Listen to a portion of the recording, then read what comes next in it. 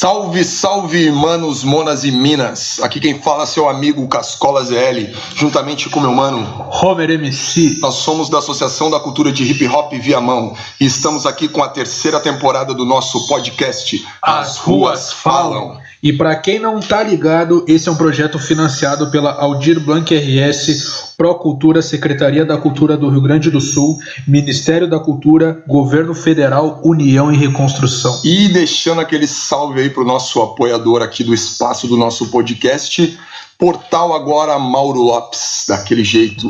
E hoje o nosso entrevistado é um cara que é um dos pioneiros do hip hop aqui no nosso estado. Ele, o brabo. Quem? DJ Neso. Salve, mestre. Neso, muito obrigado aí por estar presente aí. Obrigadão. Fico feliz. Mais uma somatória, mais uma construção nas páginas do hip hop de todo mundo aqui. Vamos que vamos. E aproveitando, né, já que a gente segue os primórdios de todas as entrevistas, nada mais justo que seguir o primórdio dessa. Protocolo. DJ Neso, há muito tempo atrás, quando que o hip hop surgiu na tua vida e por quê? Hip hop, a primeira manifestação que eu vi da cultura foi no início dos anos 80. No final dos anos 70, eu já fazia parte de um grupo de soul. Dançava a dança chamada Good Foot, que é a mesma dança que o James Brown dança. Quem vê os clipes antigos do James Brown, aquela dança que ele desliza os pés do lado, a gente chama, aquilo lá é chamado de Good Foot, e aqui a gente chamava de soul, que é o mesmo nome do gênero, o mesmo nome da dança. E eu tinha um grupo em 1979 chamado Ballet Black Five. Só que já em 79, eu ouvi algumas músicas que ao invés do pessoal cantar as músicas, eles narravam. E nós, mas que jeito diferente de cantar isso, né? Inclusive o próprio Rapper Delight é de 79, né? E antes disso também. Eu lembro que eu tenho até hoje esse disco de 1978 que já tinha música falada. Então foi a primeira vez que eu ouvi alguma coisa de hip hop. E avançando um pouco mais para ser mais dinâmica, em 1981 eu comprei um LP de um cara chamado Grandmaster Flash, que eu não fazia ideia de quem era. E detalhe, eu tenho esse LP até hoje. E esse LP na época, como eu já era DJ, vamos ver quem é bom de matemática. Em 1981, eu tinha 15 anos de idade, em 81. E eu tinha esse disco que eu comprei, ele era cor-de-rosa, eu tenho esse, como eu falei, até hoje. E ele tinha trechos de sons que pareciam que iam e voltavam. Então foi a primeira vez que eu tive um contato com hip hop, foi ouvindo o barulho de scratches, que mais tarde depois descobri que era isso, e tentando fazer esse movimento também. Então, por isso que eu considero a minha entrada no hip hop, foi quando eu comecei a treinar um dos elementos do hip hop, que é o DJ, que é o que fundou a cultura, de 81 pra cá. Que é a partir disso eu vi essa questão de fazer o risco, diferente. E eu vi que naqueles trechos desse risco também tinha essa forma falada. Tanto que a primeira letra que eu escrevi foi em 83, o primeiro show de rap que eu fiz foi em 84.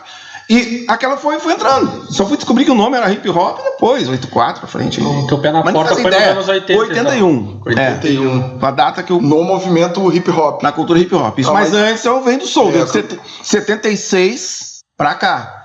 Desde os meus 10 anos, eu dublava Billy Paul quando eu tinha 10 anos de idade. 10 anos? Isso. 1976. Até por sinal, pra quem gosta de pesquisar, tem uma música chamada July, July, July, do Billy Paul, que era a música que eu sabia ela de cabo a rabo, tanto dançando como cantando. E depois, em 79, eu tive o grupo Ballet Black Five, porque na época os Jackson 5 eram os bambambam, como a gente fala, né? E éramos fãs, usávamos Black Power, eu e mais 4 amigos, 2 são saudosos, e fizemos o Ballet Black Five, isso em 79, e eu tinha 13 anos de idade na época. Então tu viveu os embalos de sábado à noite. Totalmente. E outra, de lá pra cá eu nunca parei. Tem esse detalhe. Sim, porra. Nunca tive pausa. Não, pausei porque eu casei, não. Sempre. Manteve. Sempre. Não, isso que eu digo, então, no movimento hip hop foi em 81 pra cá. Só que, e quando que tu ingressou, assim, que tu descobriu, quero ser DJ? Em 79. Porque quando a gente começou, em casa mesmo, já tinha os vinis, eu sou da geração que outro tinha fita cassete ou LP. Os meus pais, os meus pais, eles eram apreciadores, até porque o LP era convencional, era normal de se ter, né? Era uma das formas de família, os LPs, os bolachão, né? Do sambão e tudo mais, vários gêneros assim. E na minha casa eu tinha sorte de um toca-disco na sala, não era MK, mas era um toca-disco, e a caixa de LPs que meu pai comprava. E a minha mãe também gostava de MPB, inclusive ela cantava, interpretava algumas músicas de MPB. E até são as minhas grandes influências musicais. E o meu pai me incentivou a ter os LPs. Eu tenho LPs dele até hoje. Que massa. Eu acompanho muitas vezes as tuas lives que tu faz lá no... Isso, no Facebook isso. Lá. E, cara, eu vejo um mundaréu de disco. Tu tem noção de quantos discos tu tem lá? Quantos cara, a última vez que eu contei era 6 mil e alguma coisa, assim, mas... Depois teve uma hora que eu parei, até tem que contar de novo. Tu ainda contou? Uma vez eu parei pra isso, mais uns 2 anos atrás. Eu parei pra, vou dar uma... Mas isso, nenhum repetido? Não, repetido devo ter no máximo uns 20. No máximo 6 mil LPs, isso é louco. É que pra gente, quando a gente alcança uma meta, a gente dobra a meta e vai dobrando, Tu não tem nem noção de quanto que vale tudo isso. Cara, atualmente. Tem coisas ali que eu tenho visto preços de 1.000 pra cima. Tem coisas lá que eu nunca mais vi. Sim, sabe, outras, a maioria, assim, 80% dos meus LPs são de época. Então muita gente, por exemplo, tem uma música do Racionais, estou ouvindo alguém me chamar, Diário de um Detento, desculpa, que é em cima do Edwin Starr. Eu comprei o Edwin Starr quando ele saiu. Quando eu ouvi Racionais, por isso que muitos raps depois eu ouvi, isso aqui é do disco tal. Esse aqui é do disco tal. Quer dizer, o disco estava ali na minha prateleira. Que eram os samples, né? Que os caras tirou. A gente nem fazia ideia, que depois ia virar uma cultura de se samplear, não fazia ideia. Muito disco, cara, muita coisa. E algum desses discos que tu chegou a fazer de doação do acervo do museu? Ainda não. Ainda não? Eu pensei em doar esse primeiro que eu risquei, né? Porque esse é um dos que eu tenho duplo. Porque na época eu comprei pra treinar back-to-back sem fazer ideia que ele era, né? Tempos depois é que eu descobri que foi o primeiro disco no mundo com esse efeito de scratch. Esse do Grandmaster Flash. Com remix. Foi a primeira vez que se gravou um scratch no mundo, em 81. E por que me chamou a atenção? Porque eu tinha os discos originais também. Os discos que compõem esse mix que ele fez. É como hoje em dia, de repente, tem uma música do Racionais, outra do RZO, outra do Sabotagem. Aí tu vê alguém, um DJ, monta alguma coisa com um trechinho dentro, não, isso é da música tal. Sim. No meu caso era a mesma coisa, auditivamente o disco já começa com o scratch de um cara chamado Spone D, que era da Sugar Hill Funk, a Sugar Hill Gang, que era a Sugar Hill Funk, desculpa, foi a primeira gravadora de streets, né, do mundo, que era da Sylvia Robinson, até que é considerada a segunda mulher, a segunda MC a gravar uma rima, né? Na verdade, a primeira MC do rap internacional foi uma cantora de rock, que foi visitar os Estados Unidos e gravou a Blonde. Gravou Rapture, o nome da música, em homenagem ao Grandmaster Flash, até tem um clipe dela. A primeira mulher no mundo a registrar, né? Mas a Sylvia Robinson já fazia isso. Inclusive, ela era a empresária do Sugar Hill Gang, do Rapper Delight, foi ela que lançou na gravadora dela. Exato. E em 83, quando tu disse que tu começou ali... 81, isso. Tu começou sozinho a se aventurar nos discos ou tu sempre teve alguém de apoio ali que fazia junto contigo? Não, no primeiro momento sozinho. Sozinho? Tanto é que meu apelido era Grandmaster Neso. Por que Grandmaster? Porque eu tava sendo com o disco do Grandmaster Flash, tentando fazer. E os meus amigos na época diziam, cara, que chato, a gente chega na tua casa, tá sempre tentando imitar o som que tu tá ouvindo nesse outro rosa. Eu não tinha ZMK nem nada, mas eu botava, parece que o som vai e volta. E quando é que eu descobri que o nome... Percebeu, né? Como é que eu descobri que o nome era Scratch? Porque tem um clipe do Malcolm McLaren, inclusive primeira música no mundo que tem um Scratch, o primeiro rap do mundo que tem Scratch e gravado, Buffalo Girls.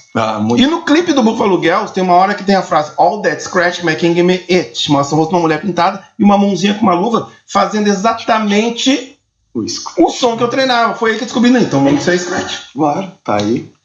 Por questão de né? Sim, percepção. Percepção, não. Para aqui, ó. Olha a frase que ela fala. All that scratch making me itch. Todos esses arranhos me dão coceira. Então o que ela tá fazendo é arranho. E aí mostrava uma luvinha fazendo exatamente a forma que eu descobri que dava pra fazer o som igual aquilo que eu via no vinil. Muito bom. Daí eu descobri, então você faz scratch. Foi aí que eu descobri que o nome era scratch. Tava treinando o scratch sem saber o nome. Além do mais, tu é uma das pessoas que eu acho que acho não, né? Que participou de todos os elementos do hip hop. Só o que não.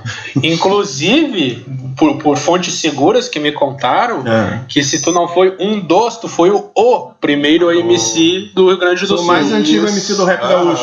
Sim. E a fonte segura que me contou erro, isso foi o próprio. Não, isso é fato. O B-Boy Vitor contou essa aí pra nós. O B-Boy Vitor contou também. É fato porque, como eu disse, eu não sei se... Mas assim, quando eu comecei a descobrir a cultura a partir do DJ, eu descobri que nesse próprio disco do Master Flash tem uns raps.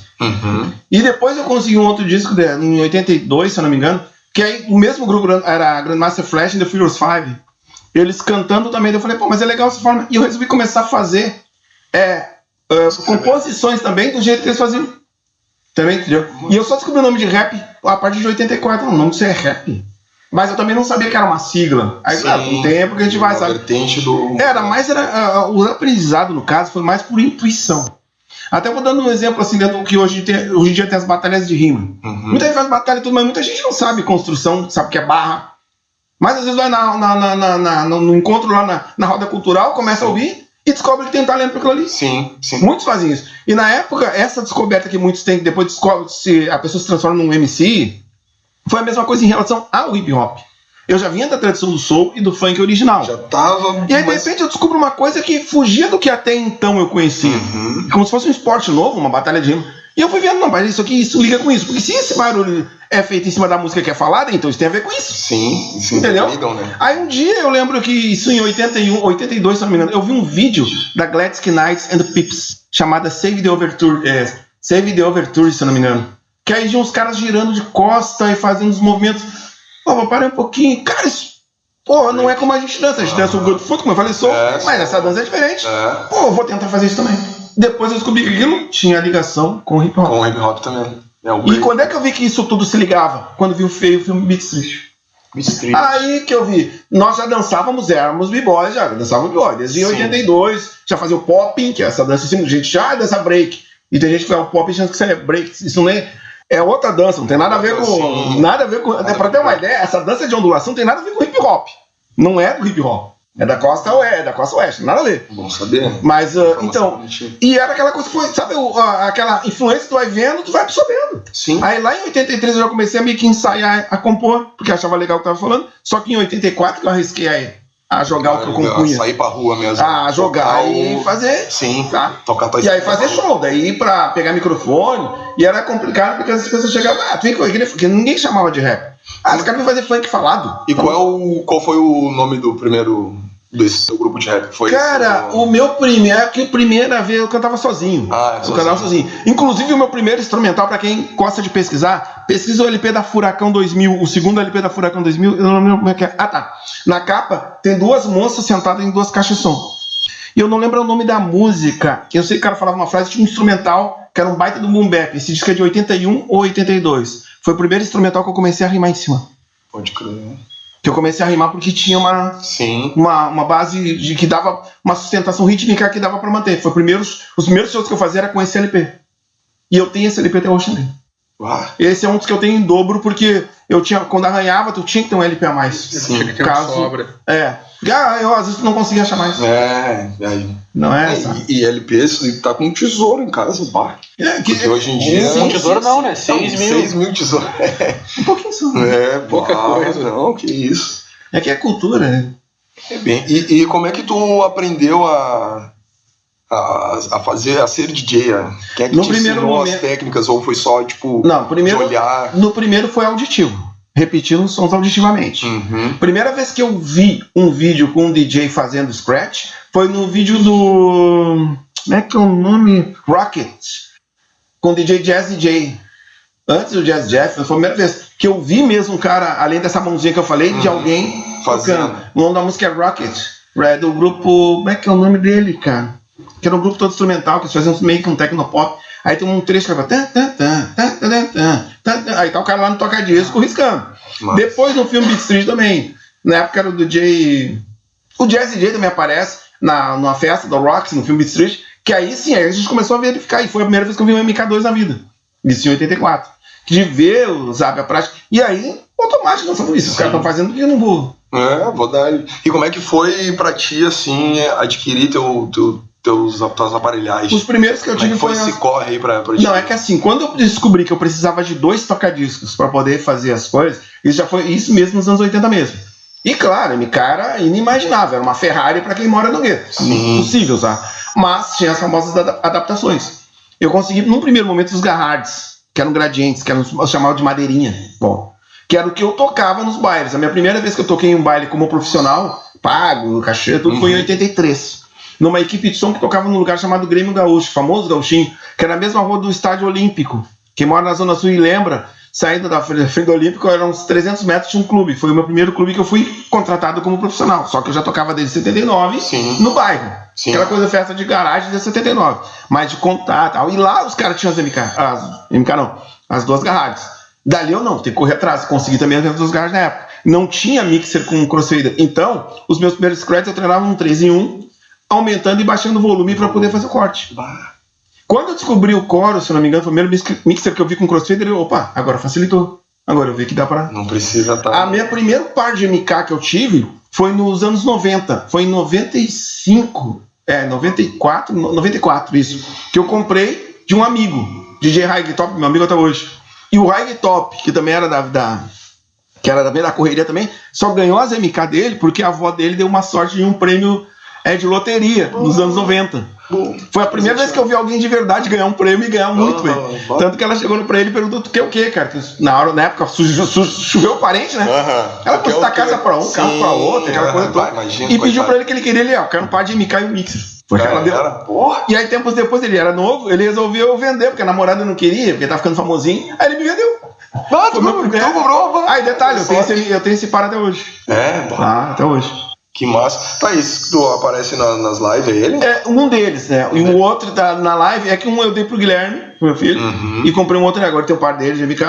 Eu já tive um outro par também, uma vez eu emprestei, um irmãozinho levou e nunca mais voltou. Só que depois ele me devolveu com uma TTX e um mixer, entendeu? Deu uma equilibrada aí. E hoje eu tenho 3 toca-discos, um par de MK e mais uma TTX, o Guilherme tem um par dele, mas os dois que eu comprei dele, eu tenho eles até hoje. Que afundou. Ainda. Eu vi que rolou uma vez uma situação contigo de um Uber, né? Não sei se... Levou meu bag, mas o cara devolveu. É que eu ia te perguntar, no fim eu não vi o desenrolo disso aí. Não, devolveu porque as redes, né? Graças a Deus funcionam. Imagina, cara. Aí a galera, na época ele me ligou, não, vou devolver, me chamaram aqui. Na hora nós vamos te buscar. Sei lá, né? Os irmãos, né? As conexões. Sim, tal, né? Não, tá louco. Pô. Tá, e em que momento assim, foi logo em 81 que tu pegou nos discos ali, tu viu, essa parada que eu preciso pra mim? Porque foi assim, ó, porque primeiro, o que foi o choque inicial? Eu tinha um disco do Spawn G, tá? Que era um rap dessa mesma gravadora Sugar Hill Gang, que eu, sabe aquela coisa que eu gostava de ser. E quando eu comprei esse disco, como eu falei, eu comprei, quando eu fui na discoteca, que era uma loja que tinha no centro de Porto Alegre. O cara falou, chegou o cara dava umas palpinas, chegou um novo, novo peso, novo... Aí quando ele deu esse acordeão, vamos ver, né? Eu vi que tinha esse efeito disco de cara. Parece que tá trancando o disco, mas trancando e voltando, mas no ritmo. E no mesmo esse trancar e voltar também tinha trechos de uma música chamada Good Times, que era chique. Pra que música é essa? É a mesma que fizeram o looping do Rapper Delight. Aquele instrumental. É a parte instrumental da música chamada Good Times. E eu já também tinha um LP, porque eu já tocava. Sim. E aí eu lembro que nesse mesmo disco que eu falei, essa mesma música também mostrava indo e voltando em alguns trechos. Nesse mesmo disco tinha esse trecho, tinha trecho da Rapture, eu já tinha Blonde também o disco, tinha trechos do Another One Bites the Dance, do Queen. Era toda uma montagem com vários trechos com esses sons indo e voltando. Isso é que me despertou, como é que o cara faz isso? Não é? Aí sabe aquela coisa, não, agora eu quero tentar, eu quero entender isso. O entender me despertou a questão de execução. Curiosidade. De querer repetir, como é que esse cara faz isso? É como tu ouvir uma rima e tu pensa como é que o cara construiu esse rima. Tem cara que é legal, mas então não, mas eu quero entender. Como que chegou o senso do vamos tentar entender. Então a lógica é de sempre construir. E aquela coisa, na época nós não tínhamos a informação como tem hoje na internet, do WhatsApp e tal. Mais fácil. Então tu tinha que construir às vezes o teu conhecimento a partir de frações. Tu montava um texto inteiro a partir de uma letra. Era que nem a dança. Tu via um trechinho do James Brown dançando e tu criava em cima daquilo que tu via. Por isso que a criatividade era alta. Era como hoje, por exemplo, em batalha de rima, tu dá uma palavra. O cara se obriga a construir mentalmente a lógica. Era a mesma, a dinâmica é a mesma. Verdade. Se vê hoje aquela batalha aqui, o cara dá um tema. Batalha de conhecimento, o tema é microfone. Pô, tu vai ter que construir. Era a mesma lógica. Quando eu vi aquele barulho, eu comecei, como é que eu vou construir pra repetir isso? Porque isso ficou bacana. Será que eu posso colocar isso na minha festa? E sem saber que isso era usado lá no Bronx? Isso... não tinha uma referência. Bem dizer, então, querendo ou não, de uma forma ou outra, como o vinil já era presente na tua vida e os LP, o teu subconsciente já despertou o interesse quando a possibilidade surgiu. Então a parada tá viva desde quando tu era menor de idade, né? Exatamente. E em que ponto da tua carreira tu viu assim, que tu começou em 81 ali, mas em que ponto tu viu, acho que dá pra fazer dinheiro em cima disso? Na realidade, o dinheiro pra mim nunca foi causa, foi consequência. Mas em que momento que tu viu, agora a parada tá rolando de verdade? Porque as pessoas começaram a me pagar pra fazer aquilo que eu gostava de fazer, porque eu amava. Isso ainda foi nos anos 80? Isso, em 83, a primeira vez que eu fui, até foi uma coincidência. Tinha esse lugar que eu falei que é o Gauchinho, que era uma espécie de centro cultural pesadão. A negrada ia lá de sexta a domingo, os negão de Black Power lá, que tu via os pancadão pegando, que era o único lugar onde eu ouvia as músicas que eu gostava de. Sim. Eu lembro que o Pelezinho, o saudoso Pelezinho, brigou com o cara que era o DJ na época dele. E às vezes a gente vê aqueles filmes assim de chegar o DJ de óculos escuros de noite, com jaquetão, 50 caras de volta. O DJ era isso, o cara era o pan, sabe? E esse cara brigou com o Pelezinho no meio da festa, o Pelezinho meio que segurou. No outro dia, esse era no sábado. No domingo, o tempo de novo a festa, eu ia, era o, né, sabe? Tava direto. Domingo eu tava lá, daí tava um outro magrão tentando tocar, mas o cara não tinha. E a galera tudo olhando. E casualmente eu comentei com um amigo que era meu vizinho, que sabia que eu tinha uns LP, na época eu já tinha uma caixa de LP, né? Eu comentei com ele, cara, se eu tivesse lá, cara, com meus LPs, eu ia quebrar esse ao meio. E eu senti um cara tocando nas minhas costas. O Pelezinho era como se fosse, na época, esses grandes DJs, era como se fosse o Racionais pra quem é do rap, tipo assim, puto, o cara ali.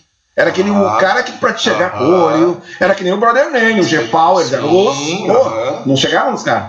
E de repente esse cara me toca, vem cá, tu tem os LPs, cara, eu gelei? Não, eu tenho. Então é o seguinte, eu nunca me esqueço da data, dia 1º de maio de 83. Dia 1º vai ter minha festa, no meio da semana. Você traz seus discos que eu quero fazer um teste, independente se você for bom, se pá. É que nem pra quem gosta de, vamos supor, o cara fã do Racionais, quer chegar, mano, seguinte, tem uma vaga no Racionais, se tu desempenhar. Cara, eu não dormia, eu saí do meio da festa, eu não dormia. Nervoso, e eu nunca esqueço a primeira música que eu toquei, pra, tipo assim, sabe que tu pensa, pô, eu tenho que... Foi uma música chamada...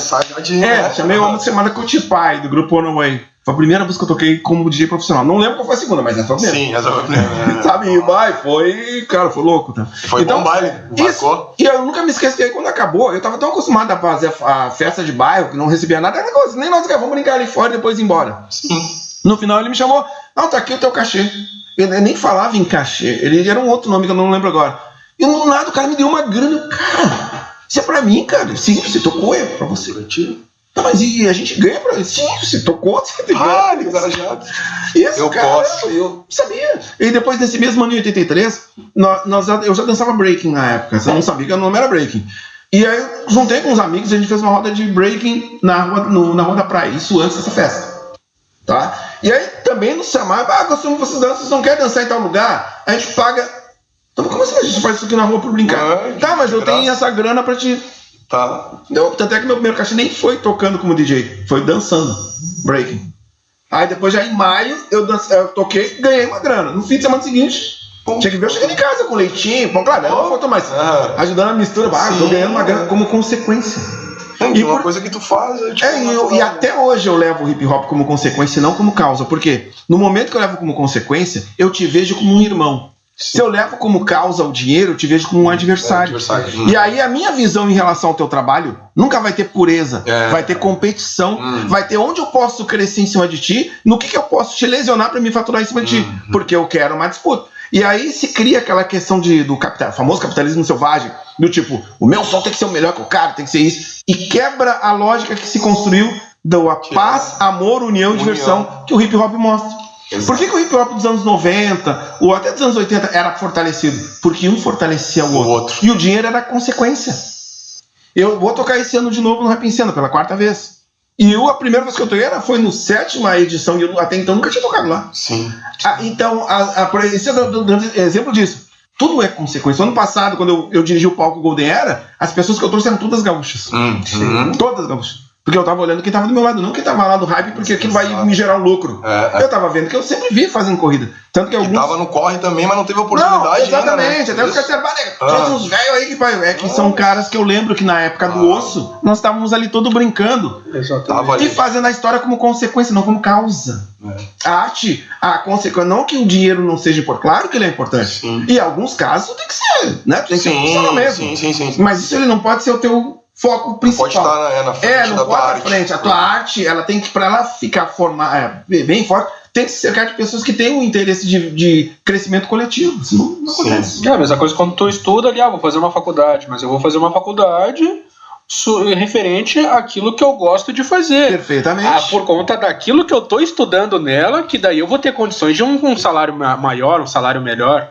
Mas o foco é tu adquirir o conhecimento pra fazer coisas a mais. Uma ideia que o hip hop representa pra mim, eu fui funcionário concursado do Estado, fui um concurso para trabalhar em informática, fiquei em 5º lugar, até. Sabe, o orgulho da família, funcionário público.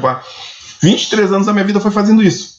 Até os meus filhos adquirirem seu tamanho de ano. O que eu fiz quando eles cresceram? Eu fiz o contraponto. Eu larguei tudo e fiquei só DJ. As pessoas de cara, tu tinha segurança estatal, cara, de segunda a sexta, aquela coisinha formal, computadorzinho, mesinha, aquela coisa. E tu resolve fazer. Eu falei que existe uma diferença entre felicidade e sucesso. Exatamente. Eu prefiro ser feliz. O cara não nasce parte. E aí, quando tu faz uma coisa, acaba sendo consequência. Por isso que eu digo, se tu entra naquela coisa da disputa, por isso que eu sou contra, às vezes, algumas coisas do tipo, tu tem que pensar no que tu vai ganhar. Porque a frustração é sempre maior. Se tu achar que a tua batalha tem que ser a que vai levar 100 MCs, o dia que tu levar 99, tu te frustra. Tu fica frustrado. Poxa, o dia que o Henrique faltou. Por que meu público sempre veio 50 e hoje veio 20? Pô, então eu sou ruim, o que aconteceu comigo? Porque tu tá pensando no número. Nos números. E não na qualidade do que tu faz. Por isso que a gente fala, se tu gosta do que tu ama, tem uma pessoa no teu público. Beleza, tu vai dar o teu... O máximo igual, né? 100 mil, vai dar um... Exatamente. Não importa, porque aquilo ali é dentro do teu cerne, não é... Tu não tá objetificando aquilo pra ter, sabe? Isso eu faço, o meu filho faz isso também, o DJ Ninguém. O meu outro filho, o Dani, que tá dançando lá com a Marina Sena lá em São Paulo, e viaja pelo Brasil todo. Foda, brabo. E tu vê, porque tem sempre, o conceito sempre foi esse, eu falei pra esse cara, não entra na história do hip hop pelo que tu vai ganhar. O dinheiro vai ser consequência da qualidade que tu tem a mostrar. Isso. E a qualidade nem sempre é o que tu tem de visual, e nem sempre é o que tu vai fazer igual o outro fulano. Que hoje em dia, por exemplo, estava aproveitando o embalo, se peca muito nisso. O mais do mesmo. O mais do mesmo. Todo mundo quer ser Travis Scott. Viu que deu certo, vou fazer isso. Todo mundo quer ser Mano Brown. O Emicida tava rimando do jeito. Não, então tem que ser que nem o Emicida. Aí nas batalhas de hoje, o Prado rimou tal. Não, então tem que rimar que nem o Prado. Não, tem que rimar que nem o Magrão. Autenticidade. Né? Exatamente. As pessoas perdem quando elas não têm a sua identidade. Aí eu volto um pouquinho. Antigamente, quando tu via um som, tu dizia, putz, isso aí é o Consciência Humana. Opa, esse aí é o RZO. Opa, esse é o Sabotagem. Hoje em dia não tem como. Hoje não tem. Primeiro que a maioria é autotune. Hoje em dia não tem como. E as pessoas confundem exceção com regra. Fica difícil. Entendeu? É que nem entre os DJs. Que nem tem uma música que os caras ampliaram e fizeram, que é do Brinquedo Assassino. Que quando toca o início, o cara já. O que é da antiga, Brinquedo Assassino. Quando vê, os caras estão puxando a música da atualidade. Não é isso, que acabam perdendo a identidade. Justamente, eu sou de uma geração que tu tentava ser um diferencial entre os iguais. Sim. Era como o Bob Marley dizia, né? Vocês riem de mim porque eu sou diferente. Eu rio de vocês são todos iguais. Era a mesma lógica. E o hip hop, que mostrava a tua autenticidade? Era o teu diferencial. Seja como DJ, como MC, tu criava a tua identidade. Isso é que te fazia ser justamente tu conquistar ações e espaços. E era comum, por exemplo, o Cascola tinha o teu jeito, o Robert tinha dele, eu tinha o meu. Quem fosse ver os nossos shows sempre ia ver alguma coisa diferente. E acabava se identificando com alguém. Por exemplo, nem o Wutan. O Tempo, na época, o primeiro grupo que Só que tinha gente que gostava do. Como é que é o nome dos caras? Do Bonnie Thugs. Ou do Deep State, aqueles diplomatas. Outros gostavam do.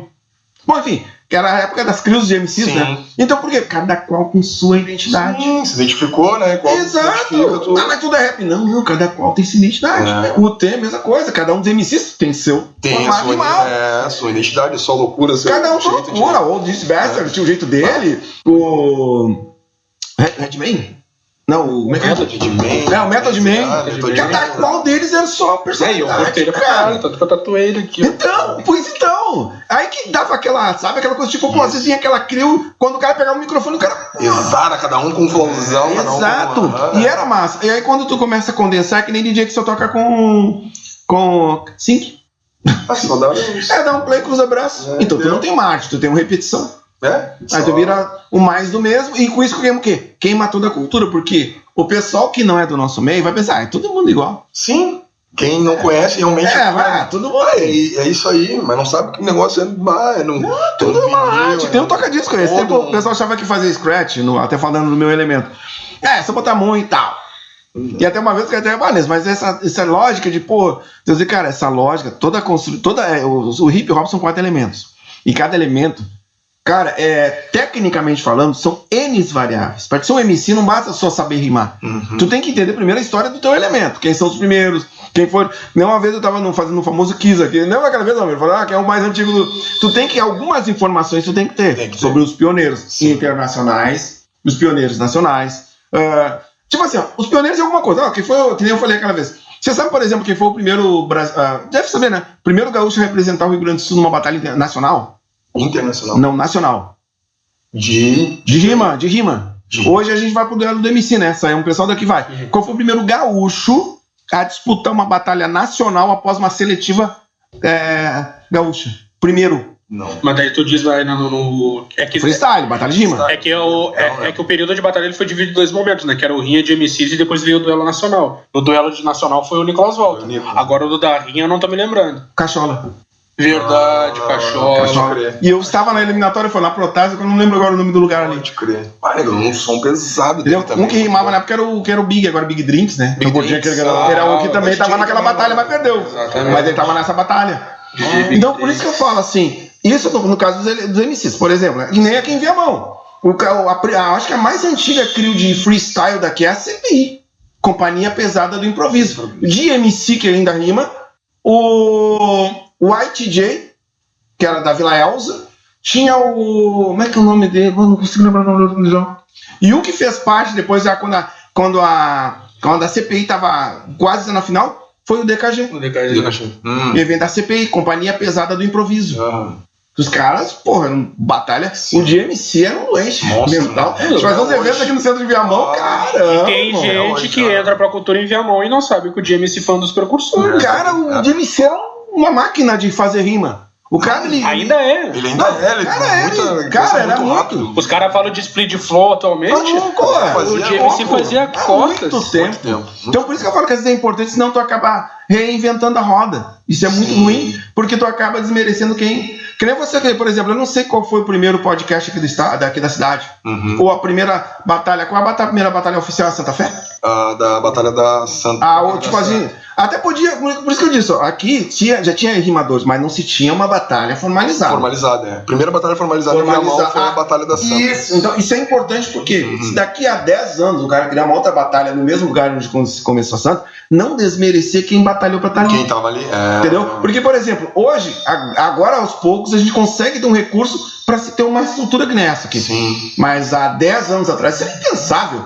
E aí, imagina 20 anos atrás. Então, pior ainda. De repente, alguns irmãos lá que pegam uma caixinha de som daqui, uma câmerazinha fotográfica e fez. Aí, quando tu esquece desses caras, tu faz um apagamento histórico. História. Horrível, apaga a história. É horrível. Você tem que estar num lugar de uma coisa que tu ajudou a construir, ou daqui a um tempo, tu faz a Batalha da Fé, né? Da caixa. Batalha da Fé. Aí dá um tempo, de repente, um dia uma outra geração lá na frente faz, e tu chega ali e as pessoas, tipo, esse cara. Esse velho tá fazendo aqui, porra, sabe? Aconteceu isso lá na Restinga. Uma vez o pessoal, na época do Hip Hop Sul, estava fazendo uma gravação do Hip Hop Sul mesmo, na Esplanada. Aí o pessoal lá na época do rap, tava até o Jeff, era bem mais era magrinho ainda, o Jeff Connex. Mas ele tava começando, e vai fazendo o negócio todo. E chegou o Sérgio, que é um cara que era de um grupo chamado Diamante Negro, um grupo de soul e funk, de 82, 81. Eu lembro dele, até ele tinha uma característica. Como eu falei, né? Cada um, independente do hip hop, tu tinha que ter a tua característica. O dele era andar sempre todo de branco com o grupo dele. O grupo dele usava, mas a dele ele é todo de branco. Então, quando vocês iam fazer um show, eles sempre puxavam um caderno com uma folha. Atenção, pessoal. Eu estou emocionado, mas eu sou o Sérgio do Diamante Negro. Vocês irão ver um grande show. Estou feliz por você. Então era dele, isso aí, entendeu? E esse cara chegou quando eu vi, deu, cara, sério. Aí o cara chegou desapercebido até os caras. Eu falei, cara, isso não pode acontecer. Chamei ele, peguei o microfone, o Rafael, o Rafael, meu irmão, né, Rafael? Rafael, deixa eu falar com um cara aqui, ó. Esse é uma pessoa percursora, vocês hoje fazem o hip hop, que eu comecei nas festas, que esse cara era um dos caras. Tanto é que depois os caras falam, mas não sabia, os caras. Eu acho que falta muito disso hoje na geração nova.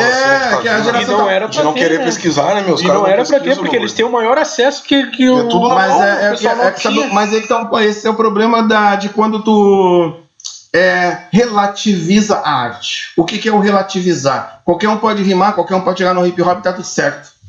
Como se esquecesse que todo tem uma construção. E não serve só pro hip hop, serve pro samba, para vários outros gêneros. Sim. Antigamente tinha que saber de onde tu vinha para justamente saber para onde tu vai. Para não cometer alguns erros, tá? Por exemplo, teve uma época quando a gente começou no hip hop, era só negão que fazia. Quando no primeiro momento os caras quiseram fazer isso. Só que nós percebemos, não, só um pouquinho, mas vamos estudar um pouquinho a história. Os latinos também. E tinha vários brancos que entenderam a nossa causa e estavam lado a lado. Então não pode. Porque na nossa quebrada lá também não tinha alemão, tinha tudo que era coisa. Mas pessoas com a mesma sintonia de pensamento. Sim. Entende? Tanto que as fotos mais antigas do grupo Hackers, que nós criamos em 84, nós éramos 9, 5 eram caras brancos. Mas caras sintonizados e sabiam que a gente, o que a gente estava falando. Entendiam e sentiam, é claro, não sentiam como, mas sabiam o que estava fazendo. Então, depois de um tempo, atualmente, começou aquela coisa tipo, não, nós temos que fazer com que a cultura seja popular. O problema é que os caras costumam confundir simples com simplório. Qualquer um pode chegar. Se o cara tem uma roupa parecida com a minha, pode entrar. Usou boné, pode entrar. Rimou janela com panela, com favela, com canela, com pá. É do MC. Entendeu? Aí muitos MCs são metidos a cantores. MC mais metidos a cantores. Porque não buscam o conhecimento da lógica. Tem cara que não sabe a diferença entre funk e Miami Bass. Tem MC carioca, os que chamam de funk carioca, na verdade é funk, né? Não sabe nem a história do ritmo que faz parte. Sim. Então, eu acho que é o mínimo. Tipo assim, ó. É como, por exemplo, eu tenho que saber o nome dos meus avós. Saber o nome dos meus pais. Porque um dia se meu filho perguntar, meu pai era... Sim. Meu pai ele era tal profissão, sabe? Meu pai fez tal coisa, ou não fez, ou, sabe? Pra te saber o que tu vai fazer isso. Como é que vai conhecer, né? Tua história, né? Saber, aí tu entra numa cultura que ela tem toda uma lógica, tem todo um histórico, que vem desde a Jamaica, que vem com o Kool Herc, e outra, o Kool Herc, ele só levou uma lógica de se fazer o que se fazia no Soul Systems, mas já existiam DJs no Bronx, no Queens e no Harlem. Ele só veio com uma forma nova de se fazer comunicação, uma forma nova de se fazer rima, por isso que como é que é o nome do primeiro MC do hip hop? O Coque La Rock, que era um cara que ele falou como é que ele comunicava, e o Coque La Rock tinha facilidade de criar rima. Tanto que o Grandmaster Flash, DJ Kool Herc tocava, era DJ Kool Herc e os Herculoids, que era a turma dele, que era a equipe dele. Então ele era o DJ principal, o Coque La Rock era o MC dele, e os B-Boys eram os Nigga Twins, que eram dois gêmeos, que dançavam cada vez que tocavam os breakbeats. Então, no primeiro momento, ele criou uma crew com os 3 elementos, e depois tinha o DJ, o grafiteiro desse. Eu não lembro se é o Phase 2 ou se era Lady Pink. Não, Lady Pink Fabara foi depois. Mas enfim, eu agora não lembro. Aí eram os 4 elementos num conceito total. Tu não fala do aniversário da Cindy Campbell, né, que é a irmã dele. Só que antes da Cindy Campbell, eu já fazia os eventos de bairro. Já rolava. A Cindy só foi uma coisa que meio que marcou uma referência, mas não era... Se considerou. Inclusive tem 2 datas, né? Tem essa e a outra que dá a unificação da criação da Zulu Nation, quando os caras acabaram com as brigas, com a África Bambata, era do Black Spades e tudo mais. Ou seja, tem alguns conhecimentos que é importante saber se diz que faz parte de uma cultura que ela é mundial. Não foi nós que criamos. Então, por isso que eu falo, os fundamentos tem que ter. Agora você vai perguntar, Nes, quantos grupos de rap tinha nos anos 80? Eu não faço ideia, cara. Eu tenho que saber quem começou. Os pioneiros dos Estados Unidos, fulano. Pioneiro do Rio Grande do Sul. Tal. São Paulo. Precisa saber São Paulo? Talvez por ser vitrine, mas não necessariamente. Não necessariamente, mas não onde tu vive, né? Não necessariamente. Principalmente do estado e da tua cidade. Isso. Mas eu sou de Viamão, então tem que saber de Viamão. Exatamente. O Nes é o pioneiro de Viamão, não. Os pioneiros do estado. Por que o Nes é o pioneiro do estado? Porque a capital, assim como São Paulo, recebia toda a informação. Da capital nós expandíamos para os lados. Tanto que quando chegou em 83, que eu vi que era poucos dançavam breaking, eu comecei a pensar como é que a gente pode fazer isso. Comecei a fazer oficina de breaking em 84 na FEBEM. Acho que talvez eu tenha sido a primeira pessoa a fazer oficinas em um órgão estadual, na FEBEM. O B-Boy Vitor esteve aqui com nós também numa entrevista. O Vitor futebol e ele falou e ele falou que uma das primeiras vezes que ele viu o break, assim... Não sei, se eu não me engano, foi na Andradas que vocês faziam. Sim, 83 foi a primeira roda e nós fizemos direto até 90 e alguma coisa. Ele falou, eu vi o Neso, não sei o que, a primeira vez que eu vi uma pessoa dançando break. Era direto. Ele, claro. Quando eu digo que eu vivo isso, era uma... Cara, eu não sei, é que nem aquela pessoa que gosta de corrida. Tu não faz porque vai mostrar pra todo mundo que tu é o cara. Porque tu acha uma coisa que tu gosta de fazer. Gosto, né? E pronto. Segue o fluxo. E me completava, quando eu não tava dançando, eu tava compondo. Sim. Quando tava compondo, eu tava riscando. E por isso que eu falo, o único elemento dos 4 que eu não foi o grafite. O grafite. Que uma vez, até graças ao Ice, o Ice grafiteiro, eu fui tentar fazer um boombox. E eu não sabia a aproximação dos caps da relação à parede. E eu tentei aproximar e babou. Escorreu tudo. Tanto que ele falou, mas que isso? Eu falei, um rádio 3D, cara. Uma tecnologia visual que tá foda. Eu falei, não, tá forte, tá longe da tua compreensão. Não dá. Claro, foi meio traumático. Não, tudo bem. Isso faz parte do desenho, né? Tu não tá entendendo o conceito. Querendo ou não, como tu começou ali na verdade, não começou, né? Mas teve a parte do DJ na época na década de 80. Acredito que tu tenha vivido a ascensão do hip hop pelas questões de baile, de criação de grupos coletivos, mas ao mesmo tempo tu também presenciou as partes mais difíceis do hip hop, que seriam aqueles conflitos, né? Sim. Tanto de gerações contra a política, policiamento. Como que foi essa vivência, tanto na parte positiva quanto na parte negativa? A questão de positiva é porque o hip hop, quando eu comecei a conhecer pessoas que começaram no primeiro momento a fazer o pop, a dançar de bairros diferentes, um começava a convidar o outro. Por exemplo, Homer, quer me conhecer? Pô, eu vi que tu dança também. A gente tá tentando fazer um início lá com 2 amiguinhos. Vamos lá no meu bairro. A gente, na época, não tinha internet, nós nos encontrávamos na Rua da Praia. Ali era o nosso WhatsApp, era a Rua da Praia. Então marcava pra encontrar o cara, por exemplo, sábado. Só que ao mesmo tempo, essas questões de bairros eram muito fortes. Do tipo, se eu não te conhecesse, tu não era da minha área, ou tu podia ser da rua de baixo, tu corria o risco de ou apanhar ou morrer. Simples assim. E quando nós começamos, principalmente na época do soul, partir, por exemplo, dependendo do lugar que tu fosse, do bairro, a possibilidade de conflito era 80%. Então eu lembro que eu comecei a treinar capoeira com 13 anos, pra pelo menos eu saber, saber me porque era ali comum. E aí entra uma coisa que às vezes eu falo, esse tempo eu estava num debate, e as pessoas, o hip hop lá atrás ele era machista e não deixava as meninas entrar. Cara, é que as pessoas não conseguem entender uma questão.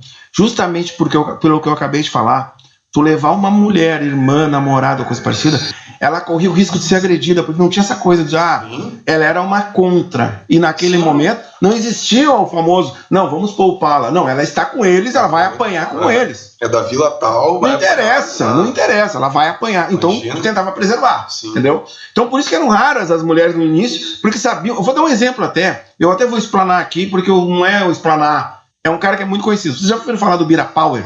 Bira Power, da Monte Alegre. Sim. É o mais antigo MC do rap viamonense. Os 3 primeiros MCs do rap gaúcho sou eu, depois Mário Pezão e depois Bira Power. O Bira Power cantava no Idalino, aqui no Idalino. E antes, quando eu conheci ele, até conheci ele em 80. Inclusive lá no Museu do Hip Hop tem uma foto nossa, ele com um troféu, que eu fui jurado naquele concurso. O Bira Power quase morreu uma vez, porque ele era da Monte Alegre e foi cantar no outro bairro. Cara, ele levou um tiro de raspão na cabeça, outro tiro no braço. Porque ele era de outro bairro. Sim. Ele era de outro bairro. Foi baleado, quase morreu por isso.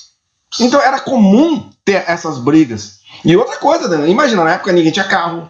Sim, às vezes era ônibus, e às vezes tinha num baile que acabava às 4, o primeiro ônibus eram 6:30 da manhã. E aí? Num lugar que tu não sabia nem de onde é que tu ia sair. E aí, meu amigo? E aí tinha momentos que tu tinha que saber correr. E outra, polícia então. Nem dava pra contar, né? A polícia, às vezes tu não sabia se era melhor apanhar da polícia ou apanhar dos caras. Dos caras. E era comum, às vezes, estar na parada, a polícia vinha, nos via e travava para tentar pegar o máximo possível. E a gente tinha que sair correndo, pulando cerca. Aqueles que a polícia pegava. Já era, vai pro pau. Porque era cultural espancamento. E outra, nós começamos essas histórias, não só do funk como no hip hop, ainda na ditadura. A ditadura militar acabou em 89. Eu ia perguntar. Em 89. Sim, em 89. Em 79, quando nós éramos do Balé Black Five, cansamos de ter abordados, vagabundos, aparência, aquela depreciação na época normal, era normal isso. Eu lembro, para ter uma ideia, eu sou da geração que para TV, às vezes aparecia uma liberação de determinado programa na tela da TV. O censor liberou tal filme após avaliação. Então tinha tipo um selo assim, um papel, assim, a foto do papel, mostrando que esse programa foi liberado após a avaliação da junta de bons costumes. Aí depois vinha o programa. Aí depois vinha o negócio. Era assim. Isso era pra música, era pra tudo, pra arte. E aí quando a gente começou a fazer o hip hop e fazer essas rimas, assim, meio que tentando falar do que tava acontecendo, cara, era um perigo iminente, tanto em termos de fazer arte, como nos lugares onde tu estava. Sim. Então era comum de tu ir num lugar, cara, e o famoso, aquela gente brinca, pague para entrar, essa coisa hoje que o hip hop, não, já é uma festa de rap, é todo mundo na paz. Não, cara, roda de freestyle, esquece. Não ia ter como. Não tinha como. A galera tinha mal intencionado de casa. Tinha como. Porque às vezes tu tava num lugar e vinha os irmãos de outro lugar. O hip hop começou a ser respeitado no sentido de entenderem quem era cultura e quem era arte de 84, 85 pra frente. De 85. E aí os caras começaram, não, para aí, esses caras são os caras que dançam. Só canto ali. Eu lembro que a gente tinha que usar umas roupas que diferenciavam dos caras de gangues, por exemplo. Essa coisa dos fat lá, sabe o que é fat lace? Não. Aquele cadastro grosso de tênis. Tá. Nós usávamos fat lace porque os caras olhavam, ó, o cara é b-boy. Tá, entendeu? Os lenços e tal. Ah, não era balaca, não. Era pra diferenciar os caras. Não, aquele não é de gangue, aquele é da. Os caras não tava. E mesmo assim tava. E mesmo não era garantia de nada. Era uma possibilidade de não ser agredido. Sim, era uma. E aí entra o que eu falei antes na questão da preservação feminina. Tinha muito com isso. Cara, uma vez a minha irmã encheu o saco, tu não me leva. Levei ela lá na Santana. O que aconteceu? Na saída, um dos camaradas que estavam conosco, que aí também tinha aquilo.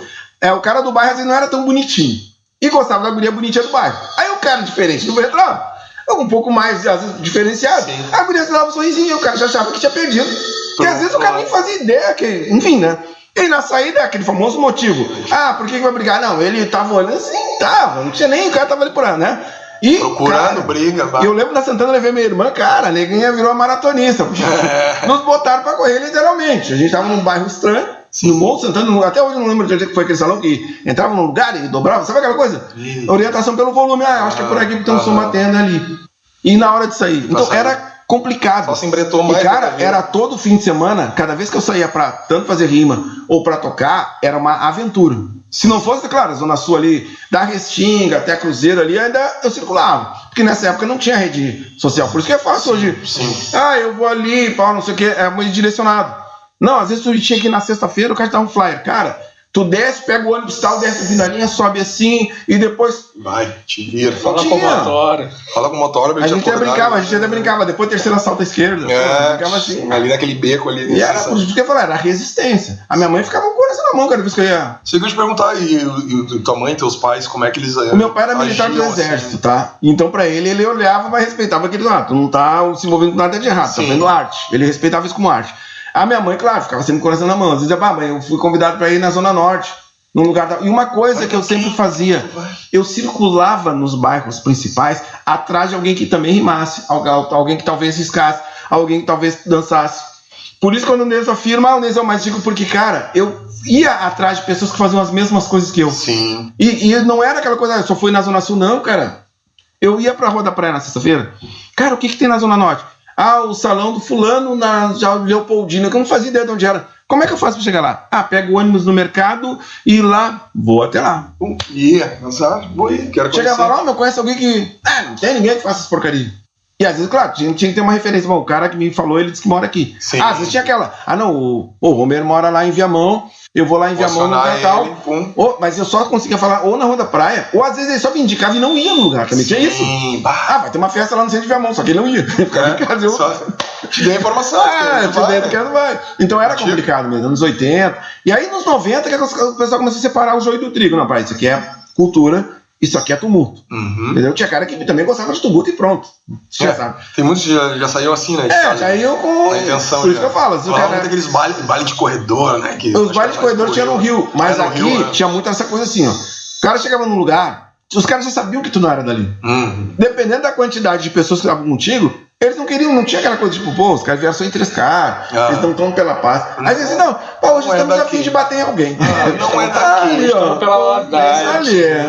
Vendo aquele ali, eu sei que ele mora longe. E aí tinha as linguagens corporais. Por exemplo, muitas vezes eu evitei tumulto no sentido de chegar e questionar o cara. Eu lembro do que, irmão? Tem alguma carência afetiva, alguma coisa? Tá ousado, por que tu acha que eu sou ousado? Aí os caras pensam, será que será que... E na verdade era o famoso jogo psicológico. Será que não? Às vezes a gente chegava assim, por exemplo, assim, tá falando, aí acenava pra trás dos caras como se eu tivesse um amigo nosso. Não, para aí. Aí disfarçava, vamos sair do baile. Claro. E vambora, entendeu?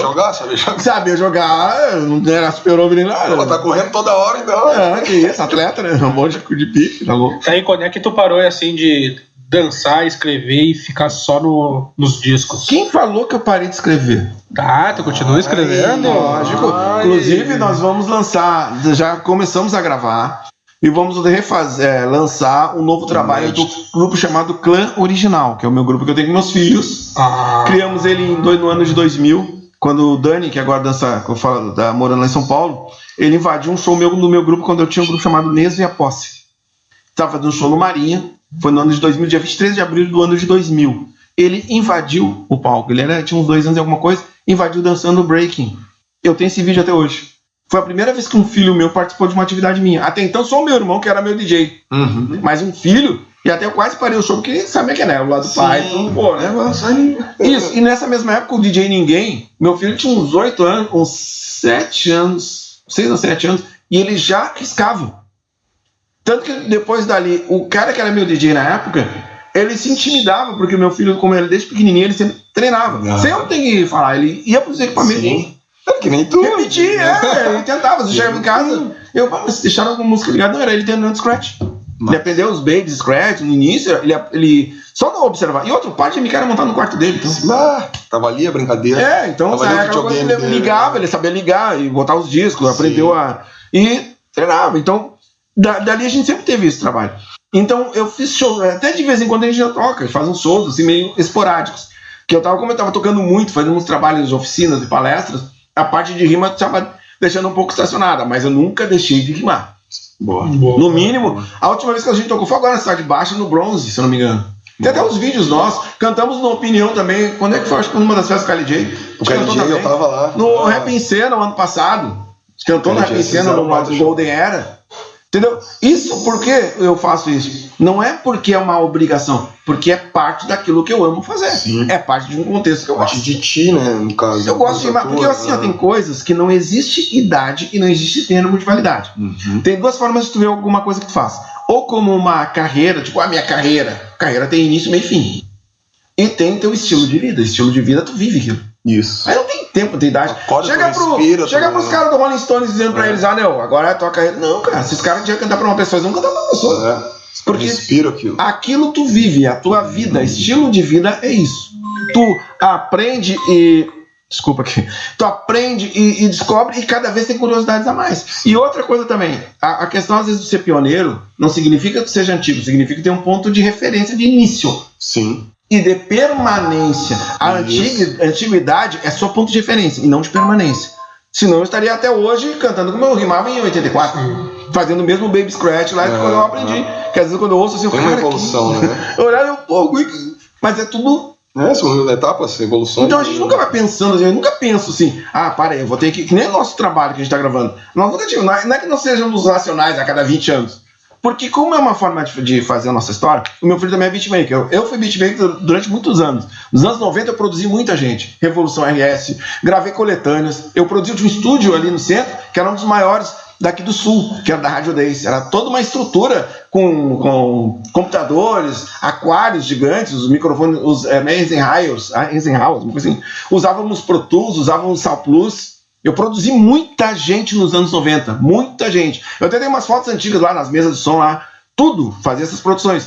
Só que aquilo, eu fazia por quê? Porque na época que eu comecei a rimar, ninguém fazia base instrumental. O pessoal rimava muito em cima das bases gringas. Dos LPs. Dos anos 80, dos LPs. Aí, tipo assim, chegou um momento que eu pensei, não, mas eu tenho que aprender a fazer isso que ninguém faz. A questão dos scratches, da rima, tudo, foi aquela coisa, às vezes, que tu te obriga a fazer porque ninguém tá fazendo aquilo. Num primeiro momento, não tem quem tu possa te socorrer. Ou às vezes tem quem te socorre, mas não entende a tua linguagem. Por exemplo, a pessoa que me ensinou a produzir é um cara chamado Eduardo Prates, o Dudu Prates. Meu irmão. Era o cara que era um dos donos dos sócios do estúdio. Inclusive, ele era um cara que acreditava a ponto de deixar a chave e ir embora e eu ficava lá com o equipamento todo pra me treinar. Primeira bateria eletrônica, uma HR16 Alesis, ele praticamente me deu de presente. Isso no início dos anos 90. Quando eu aprendi a fazer os timbres, os bumbos, as subgraves, aprendi a fazer essa questão de métrica de produção, a produzir os instrumentais em computador. Primeira vez que eu aprendi a cortar a edição, essa coisa toda, enfim, né? A parte harmônica, me ensinou tudo isso. E aí, por que ele me ensinou? Porque eu dizia pra ele, cara, não adianta tu me fazer os instrumentais, eu preciso aprender. Porque um dia, eu dizia pra ele, um dia tu arruma uma namorada, tu vai casar e tu vai largar de mão, eu vou continuar, porque eu gosto disso, eu sou viciado nisso aqui. Exato. É vício pra mim, é uma coisa de vida, é acordar pensando, pô, eu ouvi um som que eu acho que se eu pegar aquele trechinho, colocar, e pô, sim, já eu quero, sabe, e o tempo nunca todo, para, né? A cabeça fica sempre... O tempo todo, às vezes eu parava de pensar em instrumental, via uma coisa, vou escrever alguma coisa. E já canetava. Não parei, então o movimento vou treinar. Tanto que das coisas que eu faço, a única coisa que eu parei realmente foi o breaking. Eu dava um moinho de vento mortal, esse negócio é tudo. Sim. Até meus 30 e alguma coisa, mas tem uma hora que a parte física começa a cobrar. Sim. A sorte que eu não fui b-boy, eu não sou que nem o Vitor tá com quase 50 e dando moinho de vento. Ainda, né? Entendeu? Mas eu também sempre gostei da parte musical, por isso que a parte de DJ foi uma das coisas que eu mais levei. Assim, não que eu seja só DJ, DJ é um dos elementos que eu faço. Eu ainda rimo. Na dança ainda me arrisco a fazer uns footwork, faço uns popping, embora não seja legal, mas eu... E hoje em dia, tendo um conhecimento a mais, vendo como é que a parada tá funcionando, não te arrisca em pegar uma lata de tinta? Cara, foi a única coisa que eu ainda tô pensando. Não, isso tu acabou de fazer uma provocação importante e muito interessante. Porque, por exemplo, assim, ó, eu conheço bem toda a parte teórica do grafite, sei os elementos, os throw-up, 3D, a forma, sabe? Enfim, sei quem são os percussores daqui, sei quem são os percussores exteriores. Eu só não tenho a praxis ainda. Eu já tive uma arriscando, ali já fiz alguma coisinha do tipo, eu acho que dá pra tentar, né? Eu não sei. Inclusive a minha neta também, ela desenha, minha filha também desenha muito bem. A minha neta quer ir pra parede, já tá querendo riscar. Daí eu falei, só que falta a minha neta. E eu vou, né? Mas não é nem por competição, é mais pela aquela coisa de. Que nem minhas filhas na questão de DJ. Eu tenho uma filha que ela risca muito, faz back-to-back tudo. A Stephanie também rima pra caramba, ela é pesadíssima na história. Por isso que eu falei que era clã original, porque os filhos vêm junto. Sim, vêm junto. Fazendo toda a jogada. Não e pra nós é que nem jogar bola em família. Ah, meu pai gosta de jogar, eu também gosto. E vai indo. Por isso que as pessoas ficam, será que o cara rima? E conta pra nós como é que foi ser vice-campeão do Nacional DMC Brasil. Conta pra nós como é que foi essa experiência em 2025, né? Foi agora, uns 2 ou 3 meses, né? Julho. Junto do Bacura. Na realidade, o DMC, pra quem não sabe, DJ Mixing Club é o maior campeonato de DJs do mundo. Ele começou nos anos 80. Pra quem é DJ de hip hop, participar de uma seletiva do DMC corresponde nacionalmente a tu participar do duelo do MC atualmente. É como se, o cara foi parar lá em BH. É meio que o top pra muita gente. Cara, se um dia eu pisar no palco sagrado, o DMC pra nós DJs é a mesma coisa. Então, cara, eu cresci, os meus grandes heróis DJs eram, eu vendo os caras fazendo aqueles sessions ali, de técnicas ali que pra mim eram inalcançáveis. E que também estimulavam a treinar. Sim. Tanto que os primeiros campeonatos de DJs daqui eu ganhei todos. O primeiro campeonato de DJ de hip hop gaúcho foi feito na Protásio, puxa vida, que era o templo do hip hop dos anos 90. Big House. O primeiro campeonato de DJ gaúcho foi chamado Massacre de DJ. Eu tirei primeiro lugar, eu tenho o troféu até hoje, foi em 97. Assim, oficialmente falando. Depois teve um outro que até o cara, o DJ que é do Reação Black, como é que é o nome dele? O DJ Celo DJ. Realizou um outro campeonato que é o tablado. Ganhei também o tablado. Inclusive o tablado eu ganhei foi scratch com os pés. Subi na mesa pra checkmate. Peraí. Tem uma história atrás disso. Que o cara que era o meu na final, ele sabe famoso que era aquelas briguinhas do tipo, eu sou melhor que você. Então tá. É bom, né? Tá, então. Enfim, aí o DMC então sempre foi aquele sonho de 2009, eu e meu filho nos classificamos, mandamos um vídeo e nos classificamos pra final nacional em São Paulo. Só que a gente soube do resultado numa terça e a final era numa quinta. A gente não teve grana pra ir. Isso. Esse ano, meu filho ganhou um soco na gangrena aqui, com o pessoal de São Paulo. Ai, brabo? Foi lá e pô. Inclusive, os caras acharam estranho que foi a primeira vez que eu perdi uma batalha de DJ. Eu fui eliminado na primeira fase. Aí tem muita gente, como é que o Neso perdeu? Eu falei, primeiro, que o Neso é só uma pessoa. E outra, naquele dia o meu filho tava com um problema no equipamento dele. Então o DJ Neso não tava ali, o pai preocupado com o filho que não tava... Não tava com a cabeça focada. Eu não tava focado, eu tava preocupado. A parte, não adianta a família em primeiro lugar, né? O cara, então eu não tava muito interessado. Mas enfim, de qualquer maneira, eu acho que competição é só uma maneira de tu desenvolver o teu talento. Por isso que tem que ter batalha de DJ, batalha de rima, porque te força a buscar o teu melhor. Aí o meu filho foi classificado para ir para São Paulo, para batalhar na Supremacia, que é uma das eram 2 categorias, a Supremacia e o Classic Solo. Quando faltavam umas 2 semanas para esse campeonato, o Rony, que é o organizador do DMC Brasil, por já saber do histórico que eu tinha como DJ de batalha, e sabendo que eu ia pra lá, ele falou, cara, quer participar de uma eliminatória? Tipo assim, é como se fosse, tipo assim, vai lá pra BH pra assistir um selecionado daqui. Aí os caras de lá chegaram, o negócio é o seguinte, tem mais uma vaga externa, tem uma eliminatória aqui, ó, no Baixo do Poucos, vaga que tu pode ir pro pai. Tipo assim, ó, o não que já tem, sim, já tá lá no lugar, né? Foi essa mesma visão. Num primeiro momento vai ver o meu filho, ou participar das eliminatórias antes da prova principal. E foi o que aconteceu. Aí entra o que eu digo. Independente da idade que tu tem, daquilo que tu te propõe e entende e treina, tem um momento que tu vai ter que mostrar se tu tem habilidade ou não. E foi o que aconteceu. Graças a Deus a coisa foi indo. Aí o que acontece? Lá tem a galera era do país todo, não era só de São Paulo. Tinha cara de BH, tinha cara de Minas Gerais, tinha cara do DF. Era um campeonato nacional. O vencedor vai agora em outubro pro Japão. Porra, longe. Tanto na categoria do meu filho, como na minha categoria. Eu era o competidor mais antigo. E você sabe como é que é aquela coisa, pô. Lá não importa quem é, lá não interessa quem é o Neso. O Neso é só mais um que tá ali competindo. É tipo assim, pô, uma batalha de rima e uma vaga pra BH. E nós entramos no campeonato. Cara, o Homer não interessa o Neso, ele vai atropelar o Neso. Porque ele tem um objetivo de ascensão pra tentar chegar lá.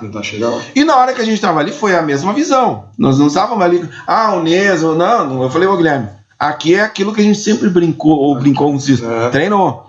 Nós temos aqui vários adversários. E bom que nós estávamos em categorias diferentes. Porque se nós tivéssemos a mesma categoria, você quer perder, porque aquela emocional ia bater, né? E aí foi legal. Ele foi o primeiro na categoria dele, foi bum, chegou na final. Pô, foi minha vez, a mesma coisa. Aí depois no final, tanto é que na hora que eles quando eu cheguei a ser um dos últimos, né, no final, entre os últimos, eu já tava mais satisfeito. Sim, tava mais do que, sabe aquela coisa que já tá assim, pô, cara, já tô, tipo assim, ó. Vem sem pretensão, mas já tô lá entre os 6 melhores. Tipo assim, quando eles começaram a fazer a premiação, o 6º fulano, 5º fulano. Eu, opa, um dos 4 melhores do Brasil, como assim? 4º lugar foi o DJ Magrão, o DJ Magrão. Sabe, já não me caía já a ficha. E eu já pensando, pô, acho que eu sou o terceiro. Terceiro lugar foi o cara lá de Santo André.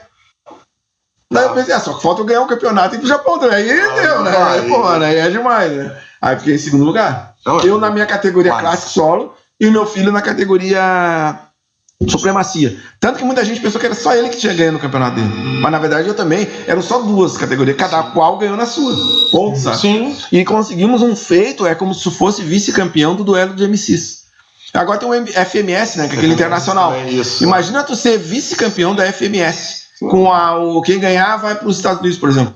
Na lógica, em termos de DJ, foi a mesma coisa. Sim, graças a Deus, nós somos vice-campeões do maior campeonato de DJ do mundo. Uma coisa que... Por isso que eu falei, só o fato de estar no lugar... E outra, diante de caras que eu só vejo competindo na França, na Alemanha, os caras ali do meu lado, os competidores de caras, e realmente caras muito bons, tem cara que só vive isso. Eu só tive 2 semanas pra treinar. É o que eu ia falar, e tipo, aí mostrou, sobressaiu o teu talento, né? É aquela coisa que eu falei da rima, tipo assim, tu sempre batalhou, esforço ali, aí um dia tu para de batalhar, esse cara não, vai ter o duelo. Aí de repente o cara deu meio parado, não batalha há 300 anos. Pô, mas eu tenho 2 semanas, eu tenho 2 semanas. Tanto que nós chegamos uns 3 dias antes lá. Falou, não, tu já tem, né? Não custa nada. Não, já tem. Vou treinar aqui. Bora. Tanto é que lá, no dia que nós estivemos em São Paulo, eu só saí 2 vezes com os guris, assim, alguma coisa que não fosse, eu ficar no hotel, focado.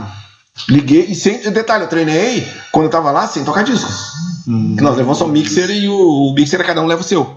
Tá? E eu tive que imaginar o mixer ligado, a posição que ia estar a agulha, a movimentação e meio que visualizando o áudio. Tipo assim, quando eu fazer esse movimento, o som tem que ser esse, pra quando eu baixar o BPM aqui, dar esse tipo de efeito, trocar pra cá. Não, mas aí não vai dar isso. Eu tinha 6 minutos. Pra quem pensa que ser DJ é simples. Não, e o bicho foi pegando. Então, tipo assim, eu treinando, sabe? E sem a pretensão. E graças a Deus deu, cara. Eu acho que... Eu fiquei muito feliz com muito bom, muito feliz. Eu não esperava. Apresentou nós todos. E como que é pra ti tá na cultura e querendo ou não ver os teus filhos participarem dela, um como dançarino, o outro como DJ, isso foi muito influência tua ou eles escolheram por te ver trabalhando nisso? Uma coisa que eu sempre deixei claro pra eles, desde sempre, o louco da área do hip hop sou eu. eles podiam fazer o que quisesse na vida deles, desde que não fizesse nada errado. E que prejudicasse ou eles ou qualquer pessoa. Tanto que o meu filho mais velho não é DJ. Jairo, o mais velho não é DJ. Quantos filhos você tem? Eu tenho 9. Caralho! Ué, tá na Bíblia, crescei-vos e multiplicados. Eu achei que ele ia falar 3. Eu não tinha televisão, né? Não. Eu gostava de brincar. Crescei-vos e multiplicai-vos. Eu sou da família antiga, assim, sabe? De encher a mesa, assim, todo terreno e tal, né? Desses, 5 fazem parte. Não. É o Guilherme, o Dani, a Amanda, a Fanny. 5 fazem parte do hip hop. Os demais são os que a gente chama de. Não sei o quê. Tô brincando, assim, né? Mas enfim. Então, enfim. E tem netos também que fazem, né? Tem 2 netos que são DJs, tem uma que rima também, que tem 5 anos, já faz freestyle. Já, a neguinha já. Dentro da limite dela, ela já consegue construir. Mas essa tá, né? E eu nunca forcei eles. Então, por exemplo, tanto um como o outro, eu sempre dizia, cara, só nunca esqueçam de uma coisa. Vocês vão fazer parte da cultura porque vocês querem. Eu só sou um detalhe nisso. Senão, vocês serão a sombra do Neso. Vocês não têm que ser minha sombra. Senão, vocês nunca vão ser levados a sério. Vocês têm que fazer o caminho de vocês dentro dessa cultura. Não porque eu sou filho. Tanto que o Dani, que agora tá, como eu falei, ele dança com a Marina Senna, é um dos b-boys dela. Sim. Viaja o país todo. Fora esse da aula lá em São Paulo, graças a Deus, ninguém tá. Muita gente não sabia que ele era meu filho. Porque ele nunca usou o meu nome para poder alçar voos. Não. Como escala, como. Eu sempre dizia, não, cara, as pessoas têm que te ver pelo que tu faz. Não porque tu é filho do Neso. Isso serve pro meu filho também. Depois eu descobrir que daí é outro. Isso serve pro Guilherme também. Tanto é que toda vez que ele ia tocar, dizia, cara, nem fala que é meu filho. E outra, se tu errar, eu vou pra cima de ti, né?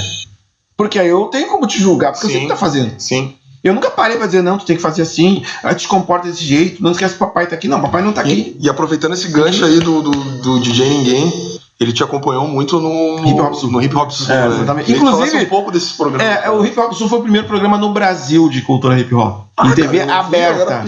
Em TV aberta. No Rio Grande do Sul, nós sempre fomos pioneiros em muitas coisas. E o Hip Hop Sul surgiu justamente por isso, porque num primeiro momento teve uma questão política. Determinado partido político procurou nós para que nós já fazemos parte da cultura hip hop de uma maneira intensiva nas quebradas. Isso é aquela coisa, política é voto, tudo. Sim. Eu nunca fui partidário de nenhuma sigla política. A minha opinião sempre foi a seguinte: a odeia a minha direita e a esquerda. A direita me odeia e a esquerda finge que me ama. Por que eu nunca fiz parte de partido político? Para mim poder botar o dedo na moleira de todo mundo. Eu quero essa política, não é bichinho de estimação. Ele tem as ações dele, ele tem que saber trabalhar em cima disso. Sim. Nós temos que fazer com que os nossos saibam como cobrar isso deles. E aí, voltando nisso, nos anos 98, um partido nos procurou. Eu sei o quê. Nós temos uma carta compromisso. Beleza. Se a gente fazer vocês entrar, mas detalhe, nós só vamos levar vocês lá. Vocês é que vão dar argumentos de vocês. Não vamos dizer que nem que sim, nem que não. Levaram vocês até a emissora, no caso. Não, aí eles falaram assim, o que vocês querem em troca? Nós, não, vamos fazer uma carta compromisso com vocês. Se vocês ganharem, aí nós vamos fazer algumas pautas para apresentar para vocês. E vocês vão ter que fazer. E vamos registrar isso em cartório, porque se vocês não cumprirem, nós vamos processar vocês. Claro. Mas não, ninguém. Eu bati disso, nós não somos seus amigos. Vocês têm interesse em vocês, não somos nós. E bom, é um jogo de interesse. Ganhamos, né? Aí ganharam, não sei o que, os caras. Fomos os caras. Agora aí. Os caras, não, faça o seguinte, faça as reivindicações de vocês. Num primeiro momento, a galera, tinha alguns na época que pensavam muito no show. Né, agora vamos pedir uma grana pra fazer um show aqui. Eu dizia, cara, tu fazer uma festa é uma coisa que é só naquele momento. E nem todo mundo e já era. Tem que fazer algo permanente que faça com que as pessoas entendam o que a gente faz. Que até então, que marque a história, marginal, não sei o que é isso. Que marque. Aí a gente pensou, como é que a gente pode fazer para divulgar nossa arte? A melhor forma, na época, tinha os zines. Só que o zine era uma coisa muito regional. Isso era uma coisa muito limitada. Às vezes o cara do bairro do lado não sabia que existia esse zine, por exemplo. Agora, um lugar, por exemplo, uma rádio comunitária já era uma coisa legal. Sim. Nós pensamos, uma rádio, as pessoas têm que ouvir. Mais, gente. Mas o que mais podia abranger? Aí você fala, não, tem a TV. Opa, como é que é? Não, mas nunca ninguém fez. Opa, que legal, sempre tem os primeiros. Vamos lá, então. Eu nunca me esqueço. E quem é que fez o programa? O projeto? O projeto? Fui eu, o meu irmão. Nós tínhamos uma organização. E outra. Até foi bom ter falado nisso. A gente fala hoje muito de se organizar como hip hop. Na questão de CNPJ, né? As pessoas falam de tu ter outras coisas. Sim. Nós já pensávamos nisso nos anos 80, velho. Nós sabíamos que a coletividade é que tem força. E eu lembro que nossos primeiros eventos assim de arrecadação de alimento no hip hop foi a gente que fez na Araújo Viana antes da reforma, em 90, 91. Aí. Os primeiros eventos do Gás Rap Total, organização nossa. Nós tínhamos a Organização Cultural Movimento Hip Hop. E outra, em 97 nós registramos ela de forma oficial, com CNPJ e tudo. Sim. 97. Estradinho e tudo mais. Porque aí quando chegou em 98 nós fizemos a ideia de fazer o programa, os caras, não, mas não sei o quê. Não, mas nós já temos tudo aqui. Aqui. Tá na mão. Mas na frente. Não, já tá aqui. Não precisa.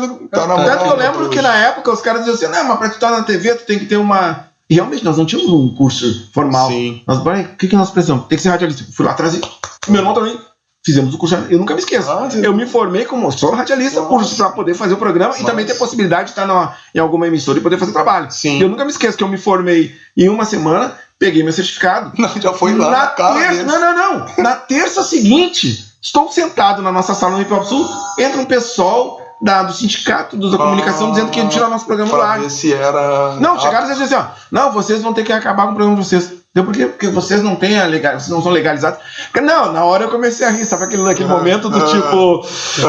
Aí tu vai dando cordinha, então quer dizer que você está afirmando que nós não somos umas pessoas, somos habilitados a estarmos aqui. Mas o que é isso? Aí, não, claro, cara, não é que eu seja abusado, mas sabe quando tu vai dando a cordinha? Claro, deixa assim por cá. Aí quando eu falei, não, pra poder, eu tô brincando, não, peraí, eu acho que tem uma coisa que caiu aqui, daí eu puxei, eu larguei, quando eu larguei meu certificado, o botão de volume das vozes sumiram. Opa, passarinhos estão o que houve? O que está acontecendo? Quem é que falou pra vocês? Os guri foram na frente. Pois é, só porque a gente é de quebrada a gente não pensa. Então, sabe? Então, foram 12 anos que a gente conseguiu fazer isso, que as pessoas achavam que a gente não ia ficar um mês, porque pra começar, na época, o rap era muito em cima do que o Public Enemy fazia, que o Racionais faziam, então aquela coisa de protesto direto. Dedo na ferida total. Então, no primeiro momento, quando nós começamos, no primeiro programa até que a gente fez o primeiro piloto, a primeira coisa que a gente fez foi pegar todas as quebradas e jogar pra lá. E sempre com aquela ideia assim, gente, as pessoas dessa emissora e o público que está nos assistindo, os telespectadores, eles só querem meio milímetro de um furo nosso para poder entrar e nós tirar daqui. Nós não vamos dar essa possibilidade para eles, porque vocês vão chegar no programa independente, a roupa, seus bonés, ninguém vai tirar boné de ninguém. Mas ninguém vai usar nada lá dentro, ninguém vai beber. Vamos meter o nosso rap como tem que ser, nada de, não sei se eu vou. Não, vamos meter o nosso, só que vamos cuidar com os palavrões. Comecei a meter umas regras lá, porque a gente estava no ambiente deles. E tínhamos toda a possibilidade de, sabe? Tanto que eu nunca me esqueço, o cara lá, o diretor, eu não vou lembrar o nome dele, falou, talvez vocês não consigam ficar 2 ou 3 meses. Que alguém vai acabar fazendo alguma coisa que não. Falaram isso aí, Martinho, chegou e falaram. O cara, ninguém acreditava na gente. E outra, nós não tínhamos o perfil. Nós não éramos loiros de olho azul. Pra estar na TV. Falando de nós íamos dizer que nós somos a exceção que invalida todas as regras. E outra coisa também, achavam que era todo mundo baseado nos clichês. É nós na fita e tal. E toda vez que nós íamos pra conversação, eu sempre fui uma pessoa que li muito. Formalzinho. Eu aprendi a ler sozinho, com 6 anos de idade, sozinho. E leitura era um dos meus hábitos. Então a questão de formatar, embasar, argumentar. Tinha cara até que achava que eu era advogado. Eu falei, não, cara. É que naquilo que eu faço parte, eu tenho que dominar. E estar pronto para o confronto. Isso eu aprendi na época da ditadura. De ter que dialogar com a autoridade policial, que aquilo que tá fazendo era arte. Exatamente. No meio da ignorância, tu ia ganhar os caras no tom de voz, na postura. E saber dos teus direitos. E saber dos teus direitos. Tinha que saber. Tu não podia miar e baixar a cabeça que tu dava. E essa mesma lógica a gente aplicou, não só na organização cultural, como nesses embates. Então foram 12 anos ininterruptos. Sendo que uma única vez aconteceu uma situação. Sabe o De Menos Crime? Fogo na Bomba? Quando nós recebemos esse clipe lá, daí, qual é que é? Fogo na Bomba. Fizemos uma reunião entre nós. Cara, vamos assistir o clipe dos guris. Vi aí na VHS. Cara, eu assisti esse vídeo acho que umas 50 vezes. Eu disse, gente, vamos ver se tem alguém usando maconha ou fazendo alguma coisa. Ver se a letra tá induzindo. Claro que a letra era duplo sentido total. Mas não era direta. Não era direta. E não tinha. E nós precisávamos, como era o clipe que nós queríamos passar, nós tínhamos que embasar qualquer situação que alguém fosse criticar. Os caras só queriam o nosso furo. Deu atitude, daí até eu nunca me esqueço. Eu, na época, já era diretor do programa. Eu disse, Vanessa, autorizo? Autorizo. Domingo, Entrou, e outra coisa que era legal, nós tínhamos autonomia editorial, que foi uma coisa que nós colocamos em contrato. Sim. Nós dizíamos assim, ó, cara, vocês não têm como fazer um programa como o nosso, porque vocês não são como a gente. Vocês não têm a nossa linguagem, não compreendem os nossos códigos, a credibilidade que nós passamos. Nós não, aqui ninguém é cosplay de periferia, nós somos periferia. Ninguém é cosplay. Cosplay qualquer um pode ser, a gente não é cosplay, né? A gente nem falava cosplay na época, a gente falava de toy, né? Brinquedinho de periferia. Nós somos reais, o que a gente fala é fato. Enfim. E eu lembro que a gente passou no domingo na segunda, o pessoal nos chamou. Pô, mas e vocês? Beleza, vamos ver o vídeo. Mostra onde é que tem alguma imagem. Aí eu nunca me esqueço da primeira vez que eu vi, da primeira vez não, já sabia disso, que hoje se fala muito apologia. Eu falei, irmão, e hoje isso serve para o pessoal que estiver assistindo. Quando alguém dizer que a gente faz o rap como apologia, explique para a pessoa que a gente faz alusão. Qual é a diferença entre apologia e alusão? Apologia é quando eu incentivo. Você vai matar o cara. Isso é apologia. Se eu digo, o cara matou o outro, isso é uma alusão, é uma citação de algo que acontece. O rap é o que rima a real. Nós fazemos alusão da drogadição, do político, de tudo, da vida. Nós fazemos alusão a ações da vida. E as pessoas, às vezes por má intenção, dizem que a alusão é apologia. Quando tu vê um filme de guerra, é uma alusão. Tu vê uma novela, é uma alusão. Uma agressão numa novela, um cara batendo numa pessoa ali, é uma alusão, não é uma apologia. Em uma novela, um filme de guerra, sei lá, Rambo, seja, aquilo são alusões a algo que aconteceu. Guerra Mundial, Vietnã, que seja. O hip hop é uma alusão à realidade. Então, nessa época, as pessoas já queriam nos empurrar a história da apologia em cima da nossa arte. E hoje, por que as pessoas, eu percebo hoje, até atualmente, a gurizada da geração de agora, por eles não têm embasamento no que eles fazem, por levar, às vezes, o hip hop como relativização, eles não têm nem embasamento para diferenciar o que é apologia e alusão. E, pior, algumas pessoas de fato fazem apologia, seja no trap, no rap, no funk carioca, e às vezes prejudica a gente na hora do embate. Sim. Porque, e claro, às vezes daí que acontece, quem tá mal intencionado usa uma exceção como regra geral. E joga no isso comparativo. É o problema. Joga para comum, entendeu? Como se todos fossem. E se tu não conseguir dar um embasamento, por isso que quando tem uma batalha de rima, se o cara não saber essa situação, alguém vai querer tirar a batalha do ar ali, isso aqui é uma roda cultural, mas o cara ali, cara, isso é uma alusão. Quando eu tô fazendo uma batalha de sangue, não significa que eu odeie o meu universo. É uma alusão e uma diversão, de uma competição de criatividade. Isso. Não significa uma apologia. Agora, para tudo é apologia. Sem essas leis anti-Oruan, que ele já vai atuar Oruan, isso aqui. É tu usar uma situação como base de referência para combater todos. Quem faz isso é quem de fato nunca gostou de nada que vem da periferia, de nada que faça pensar, até porque nós temos o despertar do senso crítico, coisa que ninguém gosta em arte. Por que o pessoal prefere que sejamos burros e limitados? Porque a gente não tem o senso crítico de saber questionar as realidades. Isso. E aí entra a questão que eu falei antes, político-partidária. Por isso que, na minha opinião, o hip-hop não poderia ser ligado a partido político. Nunca. Não deveria. Porque acaba perdendo a legitimidade da tua contestação. Nós temos que ensinar os nossos a saber o que cada pessoa, elemento, agente político, vereador, prefeito, faz para te saber de que maneira tu cobrar. E aqueles que tu vota, como tu cobrar ele também? Não é só votar, é dar voto, é confiança. Ó, eu tô acreditando que tu vai fazer tal coisa. A gente tem que fazer essas trocas de ideia. Isso com todas as gerações. Inclusive para quem faz parte da cultura hip-hop. Hip-hop é contestação o tempo todo. Por que existe essa batalha de rima, batalha de DJ, batalha de breaking? A batalha faz primeiro de superar a tua qualidade enquanto técnica, mas também te fazer construir argumentações em cima de algumas coisas. Por exemplo, em termos de rima, em termos de DJ. E a argumentação também te faz ter um senso crítico em cima não só da tua vida e do teu universo, como do teu universo ao redor. Se tu não for uma pessoa para referência disso, de despertar o consciência, o que tu tá fazendo no hip hop? Pois é. Só pela roupa, porque é legalzinho, porque vamos ganhar uma grana, vamos ser o trapstar, vamos falar de não sei o quê, vamos andar de CB e Ferrari. Então você tá no lugar errado. É cosplay da história. E é cosplay. Por isso que a gente fala, entrou no hip hop, você tem que saber qual é o combate. Tem um momento da diversão, mas é muito mais momento de despertar a consciência. E não esqueçam, apologia é indução ao erro. Alusão é citação da realidade. Ou vão querer esconder que a realidade está acontecendo aí. Tá aí, na cara de todos. Exatamente. E tu citou a questão da batalha que tu teve junto com teu filho, mas para 2026 tu tem algum plano? Eu lembro que tu tinha citado a questão do álbum também. Esse álbum já tem data de lançamento? Não. Não tem? Não, porque ela não gerar expectativa. Quando der, a gente vai e lança. Porque justamente Eu tenho uma teoria nossa, isso é uma teoria minha. Toda vez que tu coloca um determinado prazo, e se por algum motivo acontecer algum imprevisto que tu não conseguir alcançar, gera frustração em ti e frustração no teu público. Estou no teu... Exatamente. Então o melhor é não gerar prazo, é fazer a ação acontecer. Faz 4 anos que eu tô tentando lançar meu EP, não consigo. Então, entendeu? Porque às vezes quando tu te põe prazo, tu automaticamente isso te flagela. Porque às vezes acontece uma coisa que, pô, mas isso não tava pra ter acontecido. Não aconteceu disso. Fica te minando, né? Tu te limita. E outra coisa também, feito é melhor que perfeito. Tem esse comigo. Que também tem uma coisa que era, eu não vou dizer assim, ó, ninguém é perfeito, eu vou dizer, eu sou um humano, né? Eu teve a minha fase também, eu sou de uma geração que a perfeição era buscada todo o tempo.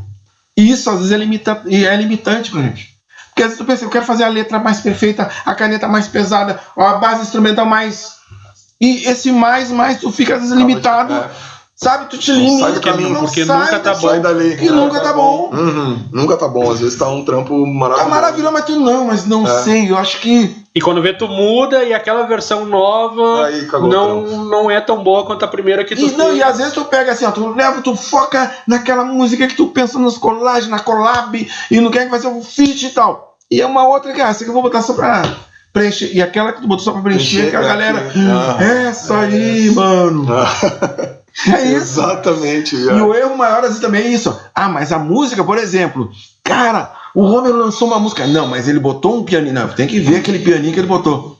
Eu presto muita atenção nessas coisinhas aí também. Não, eu vou botar o mesmo autotune que ele botou. Vem cá, tu quer ser o Homer? Eu digo, né? Não, se o Homer usou aquele pianinho, beleza, vou tentar tirar uma referência. Tirar uma referência. Mas eu vou virar uma guitarra. Não entendeu? Igual. Mudar o conceito é que nem a colagem de scratch, nada é igual. O meu filho, por exemplo, ele faz também, ele é beatmaker também. Então ele produz muita base, muito instrumental. Só que a lógica de produção dele é totalmente diferente da minha. E olha, se eu colocar os instrumentais dele, um não conversa com o outro. Alguma coisinha. Por quê? Porque eu sempre botei na cabeça dele, velho, cria dentro da tua visão, não em cima da minha visão. Que tu acha que é o... Tu até pode me usar como inspiração. O pai usou um elemento ali do raga. Vou usar alguma coisinha mas eu não vou usar sempre, porque meu pai faz isso já. Vou usar então do rock, do tango, do sei lá, do sertanejo, mas eu vou criar a minha característica. Tá a mesma coisa, nós crescemos ouvindo lá algumas produções instrumentais, assim, da Costa Leste, numa coisa tinha nada a ver com outra.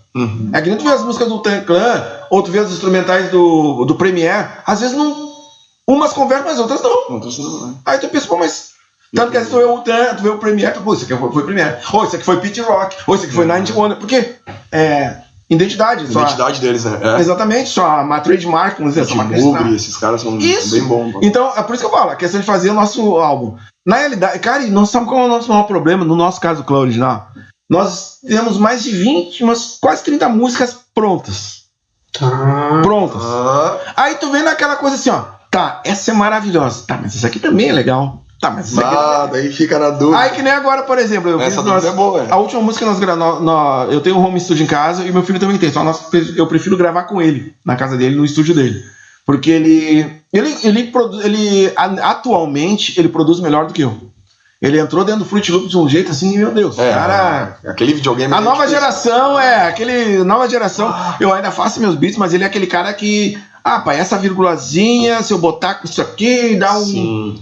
Se eu quiser com efeito, sabe que nem o ano passado nós tocamos no Rap em Cena, como Clã Original, ele fez toda a masterização das bases. Cara, parecia que tinha sido um gringo, no sentido de qualidade. Qualidade boa. Tanto que eu perguntei pra ele, cara, eu tentei alcançar isso que eu não consegui, e eu não tenho problema de reconhecer.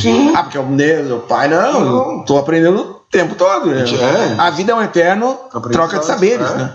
Tem um sobrinho também, o Notlin, que é o KS, que é um outro cara. Eu acho que ele e meu filho, os dois, os níveis pesados de produção. E uma vez eu levei o Notlin lá em casa pra ele me ensinar umas jogadas lá de timbragem lá que ele fazia, que até hoje eu não pegou, moçado, cara, eu não entendi o que eu faço churrasco que nem o teu, por que a carne tua sai diferente da minha? Não entendi, cara. Pegar a mãe. E aí no nosso caso do Clã, né, voltando aqui, a gente tem essa variedade, só que assim, ó, tem músicas lá que eu já tenho um certo tempo, só que elas nunca perdem elas são atemporais. Sim. As rimas são temporais. Algumas coisas que eu tenho, claro que eu já não regravaria, porque a lógica da construção já não me soa estranho. Que tu pensa agora. Não, nem pelo que eu penso. É que a forma, às vezes, da construção da rima, hoje já tá num outro patamar, pra mim. Sim. E naquela época era aquela rima colegial, como se diz. Que pra época dos anos 80 era maravilhoso. Sim, mas pra hoje já era mais como curiosidade. Sim. Até meu filho tá mais. A gente poderia colocar dentro do nosso set, mas como demonstração, olha como é que eu rimava antes. Olha como eu tô rimando agora. Sim. Sabe? Tem muita coisa que a gente... não se perder também, tipo, né? Então lá, sabe? Mas eu falo pra ele, cara, mas é engraçado. Tá, mas dessas 30 tu não vai mostrar uma pra nós, então? Não, ainda não. Ainda não. Aguardem. Não, que eu gosto é aquela coisa assim, é o jantar, não posso te mostrar cebola, tem que mostrar já o prato pronto. Já isso. Então quer dizer que este é o banquete. Pro futuro, tanto para final do ano quanto para ano que vem, não tem nada pronto assim. Agora no Rap em Cena nós vamos fazer uma delas, tá?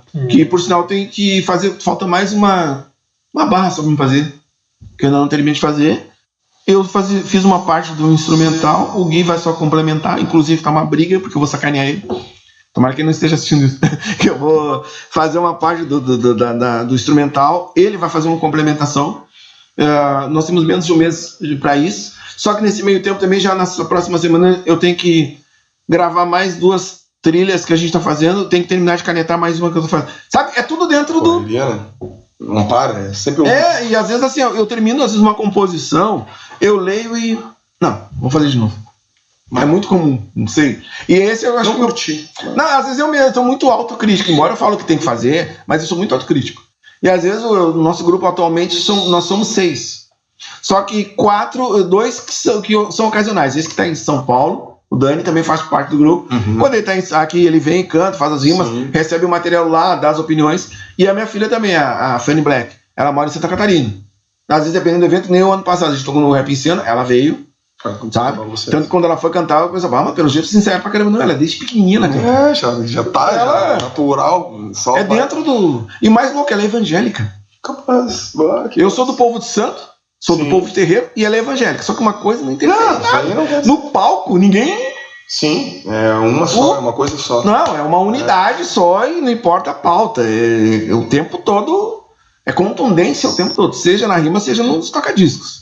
Que massa. E o único ponto que a gente tem assim em comum entre os filhos que tocam também, que fazem parte do grupo, todos são DJs, com exceção da Amanda, mas todos os demais são DJs também.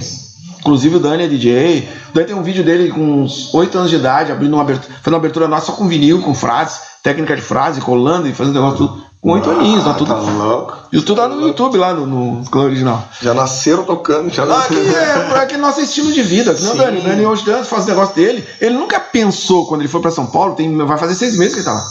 Ele não imaginava que ia lá chegar dando aula e fazendo. Não. Ele falou, pai, eu vou morar lá, porque lá eu tenho possibilidades. Sim. Mas eu não vou lhe dizer que eu vou chegar, já vou conhecer alguém, vou. Não, em 13 meses depois, tal dia, que eu nem sabia, até há pouco tempo, até não sabia quem era a Marina Senna. Você que é uma cantora que é do pop, que tá. Sim. Então vejo o cara fazendo som no Rio, na Bahia, no Rio, São Paulo. Veio aqui, viaja, fez em Caxias e vai pra. É aquela coisa que tu falou, né? De fazer a coisa por amor, né? Por amor. É consequência. Vem como consequência. Aí tu não gera ao natural. Natural. Eu sempre disse, cara, encara a tua arte como algo que faz parte de ti. Não pra impressionar A, pra impressionar B. Tem momentos que tu não vai fazer tão bem. Tem músicas que tu vai rimar e depois tu vai perceber, mas não deixa de viver isso.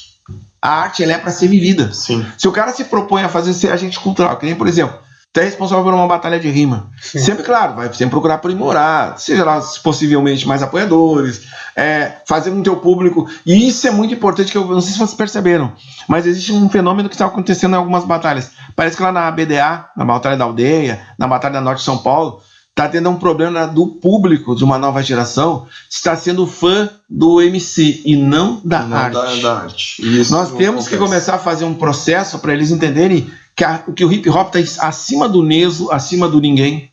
Eles não têm que ver o Neso porque o Neso é velho. O Neso faz parte de uma cultura que, além do fato de fazer uma arte, que claro, tu tem um destaque pela tua arte que tu faz, mas que existe um personagem que também são tão bons quanto que também fazem. Sim. Então as pessoas têm que ver que nem uma batalha de rima. Presta atenção na rima e não na pessoa que está fazendo.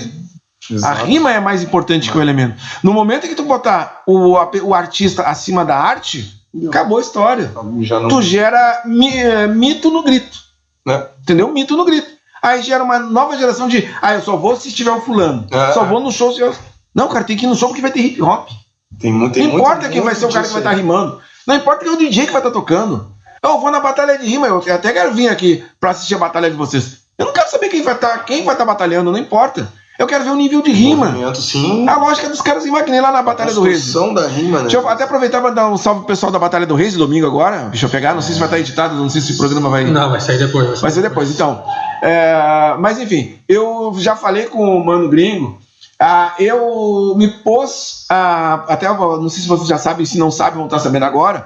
Eu sou o DJ oficial da Batalha do Reis. Mas alguém pergunta, pô, Nilson, já foi convidado a várias batalhas em vários lugares até maiores. Sim. Mas é que a do Reis tem uma coisa assim, ó, que os caras pensaram bacana. Claro. De quem vem agora, quem tá vindo. Trabalhar a base. A base. E com o hip hop, sabe? E a gente vai vendo, sabe? Que não falei pra eles, e outra, eu vou estar lá apenas como DJ pra jogar as bases, mas também pra trocar e pra eles saberem que independente da idade, eu sou mais velho que muitos pais ali. E pros pais entenderem que a cultura não é pra uma coisa de jovem, é uma cultura. Assim, num samba tem cara novo e tem cara com idade. Sim. E a única diferença que a nossa cultura é uma cultura nova. Ela tá há 50 anos no mundo. No país aqui há 40 anos. Eu peguei ela no início com 15. E venci ela. Então a Batalha do Reis, pra mim, ela serve... Oh, meu Deus do céu, desculpa aí, gente. A Batalha do Reis, pra mim, serve não é um laboratório, mas é uma forma, não só de manter ativo dentro do hip hop, mas também de fortalecer as bases que a cultura mantém. É a mesma coisa que eu faço em relação a alguns MCs. Eu tenho alguns amigos que às vezes não tem um DJ pra fazer parte do trabalho deles. Mas o que eu faço? Toda vez que eu posso, eu apoio. Eu vou lá. Eu tenho, além do clã original, tem 2 grupos que eu faço um apoio direto. Que é o RP3, em alguns eventos, inclusive nós vamos tocar agora de novo, mais uma vez. Nós tocamos junto há mais de 20 anos. Mais de 20 anos. O Branco. O outro grupo... o Branco, eu disse que ele era magrinho, vamos imaginar. Outro grupo que a gente faz, que eu faço um trabalho às vezes com eles, ocasional Questão de Visão, da Bonja. Barilu e companhia. Barilu e companhia. E agora tem um terceiro, que eu ainda não posso falar, mas é uma pessoa muito conhecida. É que ele me pediu meio que um segredo de estado. De Viamão? Não, ele é de Porto Alegre, mas eu só vou dar um spoiler. É um dos caras mais importantes da cena do freestyle gaúcho.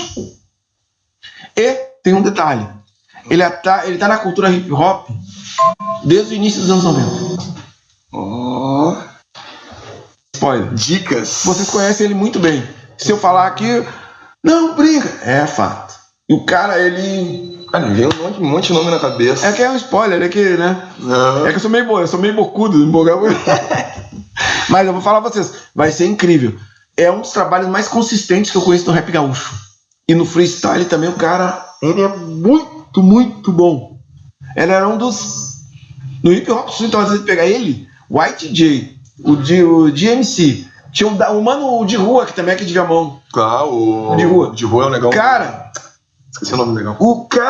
Os caras da época já no hip hop, eles destroçavam. Os caras... E aí ele me procurou, ele falou, beleza, eu tô afim de... Mas aí, preciso de DJ. Nós temos o formato original. DJ é o instrumentalista, é do ritmo, e eu sou da poesia. RAP, ritmo e poesia. Eu preciso de alguém do ritmo. Que complemente os boom baps, enfim, né? E vamos fazer isso, cara. Vamos fazer... E vamos bater a cabeça pra ter essa. Vocês já sabem, DJ oficial do Reis. Então, só que a única coisa que eu falei pros guris é que como, graças a Deus, assim, eu tenho uma amplitude de trabalho que eu, sabe, me permita fazer vários sons, assim. Então, ocasionalmente, se der alguma coincidência de eu não poder estar no Reis, aí sim, talvez, mas vai ser muito difícil. Toda vez que eu puder, vou estar com os toca-discos, com equipamento, batalha como tem que ser, com vinil e, jogando as bases, o pessoal se inspirar. Jogo original. Original, então, como tem que ser. Aproveitando que tu citou a batalha do Reis, que querendo ou não é a batalha da nova geração, DJ Nez, eu queria... Primeira batalha mirim do Rio Grande do Sul. Eu queria muito que tu olhasse para essa câmera aqui, por gentileza, e desse...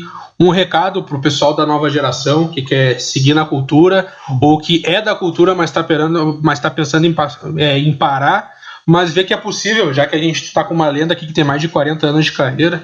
Então pode soltar a voz olhando para aquela câmera ali e dando um recado para geral. Rapaziada, não esqueçam, a nossa cultura é uma arte em transformação permanente, certo?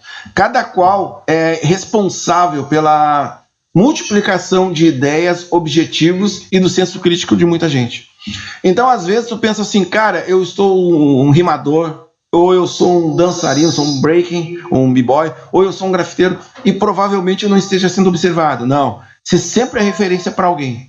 Então, a crença principal em termos da arte é de ti para o resto do mundo. O teu universo, tu vai conquistando alguns satélites, às vezes mesmo de forma, mesmo de maneira informal. Então, se de verdade tu acredita na cultura, primeiro conheça ela, entenda quem são os pioneiros, como ela é, como ela existe, e viva ela. Viva. Não seja ela como uma forma, vou ser o cara rico, ou eu vou fazer um parâmetro com um cara lá de tal estado, ou que tem isso, ou que tem aquilo. As coisas acontecem ao natural. Se tu tiver que ir para o mainstream ou para alguma outra fase, vai ser resultado da dedicação que tu tem. Então não é simplesmente um jogo de empurra-empurra. Eu tenho que ser o melhor ou o maior. Tu tem que ser o melhor, sim, para tua família, para tua comunidade, para a arte que tu acredita. Isso tu tem que ser o melhor. E buscar sempre a tua evolução. A evolução sem comprometer o respeito que tu possa ter pelas pessoas e os valores que a gente acredita. Na paz, no amor, na união e na diversão. Respeito a diversidades, respeito a pensamentos diversos, até porque unanimidade é como um futebol. Tem gente que é gremista, tem gente que é colorado. Mas o mais importante de tudo, se tu entrou dentro da cultura hip-hop, entenda, ela tem uma lógica que faz ela estar sempre crescendo, que ela é baseada nesses 4 valores que eu falei. E outra, não é a roupa que vai te fazer ser o melhor MC, o melhor b-boy, o melhor DJ, não é o equipamento que tu tem, não é os títulos que tu tem, não é a carteirada que tu vai dar, é a tua forma de relação com o mundo. Isso é que te dá credibilidade e crescimento. Como eu falei no início para quem acompanhou, eu nunca pensei em chegar em algumas ações que eu estou. Eu fui fazendo a arte baseada no respeito e acreditando em todo mundo, independente do tamanho da ação ou do palco que eu tivesse. Eu acho que isso que é muito importante. Se tu acredita de verdade no verdadeiro hip-hop, esquece a aparência, seja a vivência da arte de forma permanente, independente da idade, de onde tu está. Hoje tu está nesse patamar. Antes que eu esqueça, às vezes a pessoa chega num determinado patamar que chama de Everest, tipo assim, eu acho que eu cheguei no patamar. Um amigo disse que, Neso vai tocar no Rap em Cena pela 4ª vez. O ano passado eu estava com um palco responsável por um palco chamado Golden Era, e algumas pessoas tocaram lá, disseram, cara, eu cheguei no meu máximo, o meu Everest é esse. Eu dizia, não, cara, o Everest chega num patamar, mas depois tu vai ter que descer de novo, porque é o seguinte, a vida são várias montanhas. Várias montanhas. O que pode ser um patamar máximo para ti hoje, amanhã é só aquele morrinho que tu achou que era o máximo. Então a vida é isso. Se hoje está num patamar, não tem problema de descer um pouquinho às vezes, até o vale, andar no vale, subir de novo e para um outro patamar. Isso em qualquer aspecto. Para grafite, para todos os 4 elementos que o hip hop tem. Certo? Acredita em ti mesmo. Tu tem que ser fã inicialmente de ti mesmo. Tu é o primeiro fã de ti. O resto é consequência. É isso, antes de mais nada, muito obrigado, DJ Neso, pela sua participação. Muito obrigado. Sei que é complicado resumir 40 anos de história em poucos minutos, mas agradeço de coração por ter te ouvido, ter conhecido um pouco dessa tua trajetória. A gente conheceu um pouco do teu trabalho, mas eu sei que tem muito mais, às vezes não cabe nem na memória, mas eu sei que existe muito mais e fico lisonjeado em ter tua presença no nosso podcast. Para nós é uma honra. Agradeço de coração, querendo ou não, como tu mesmo citou, tu é um dos pioneiros e é um exemplo também para muitas pessoas que entendem e tentam também se espelhar para se manter na cultura hip hop. Então agradeço, obrigado por ter participado. E é isso, família. Lembrando que esse episódio vai sair no YouTube, no Spotify e no Facebook. Sigam e compartilham, conheçam a história do DJ Neso, sigam o Instagram dele, acompanhem os trabalhos dele, porque como ele mesmo disse, ele não parou, ele continua transitando entre as vertentes do hip hop. E é isso, muito obrigado. Essa é a 3ª temporada do podcast As Ruas Falam. Nós.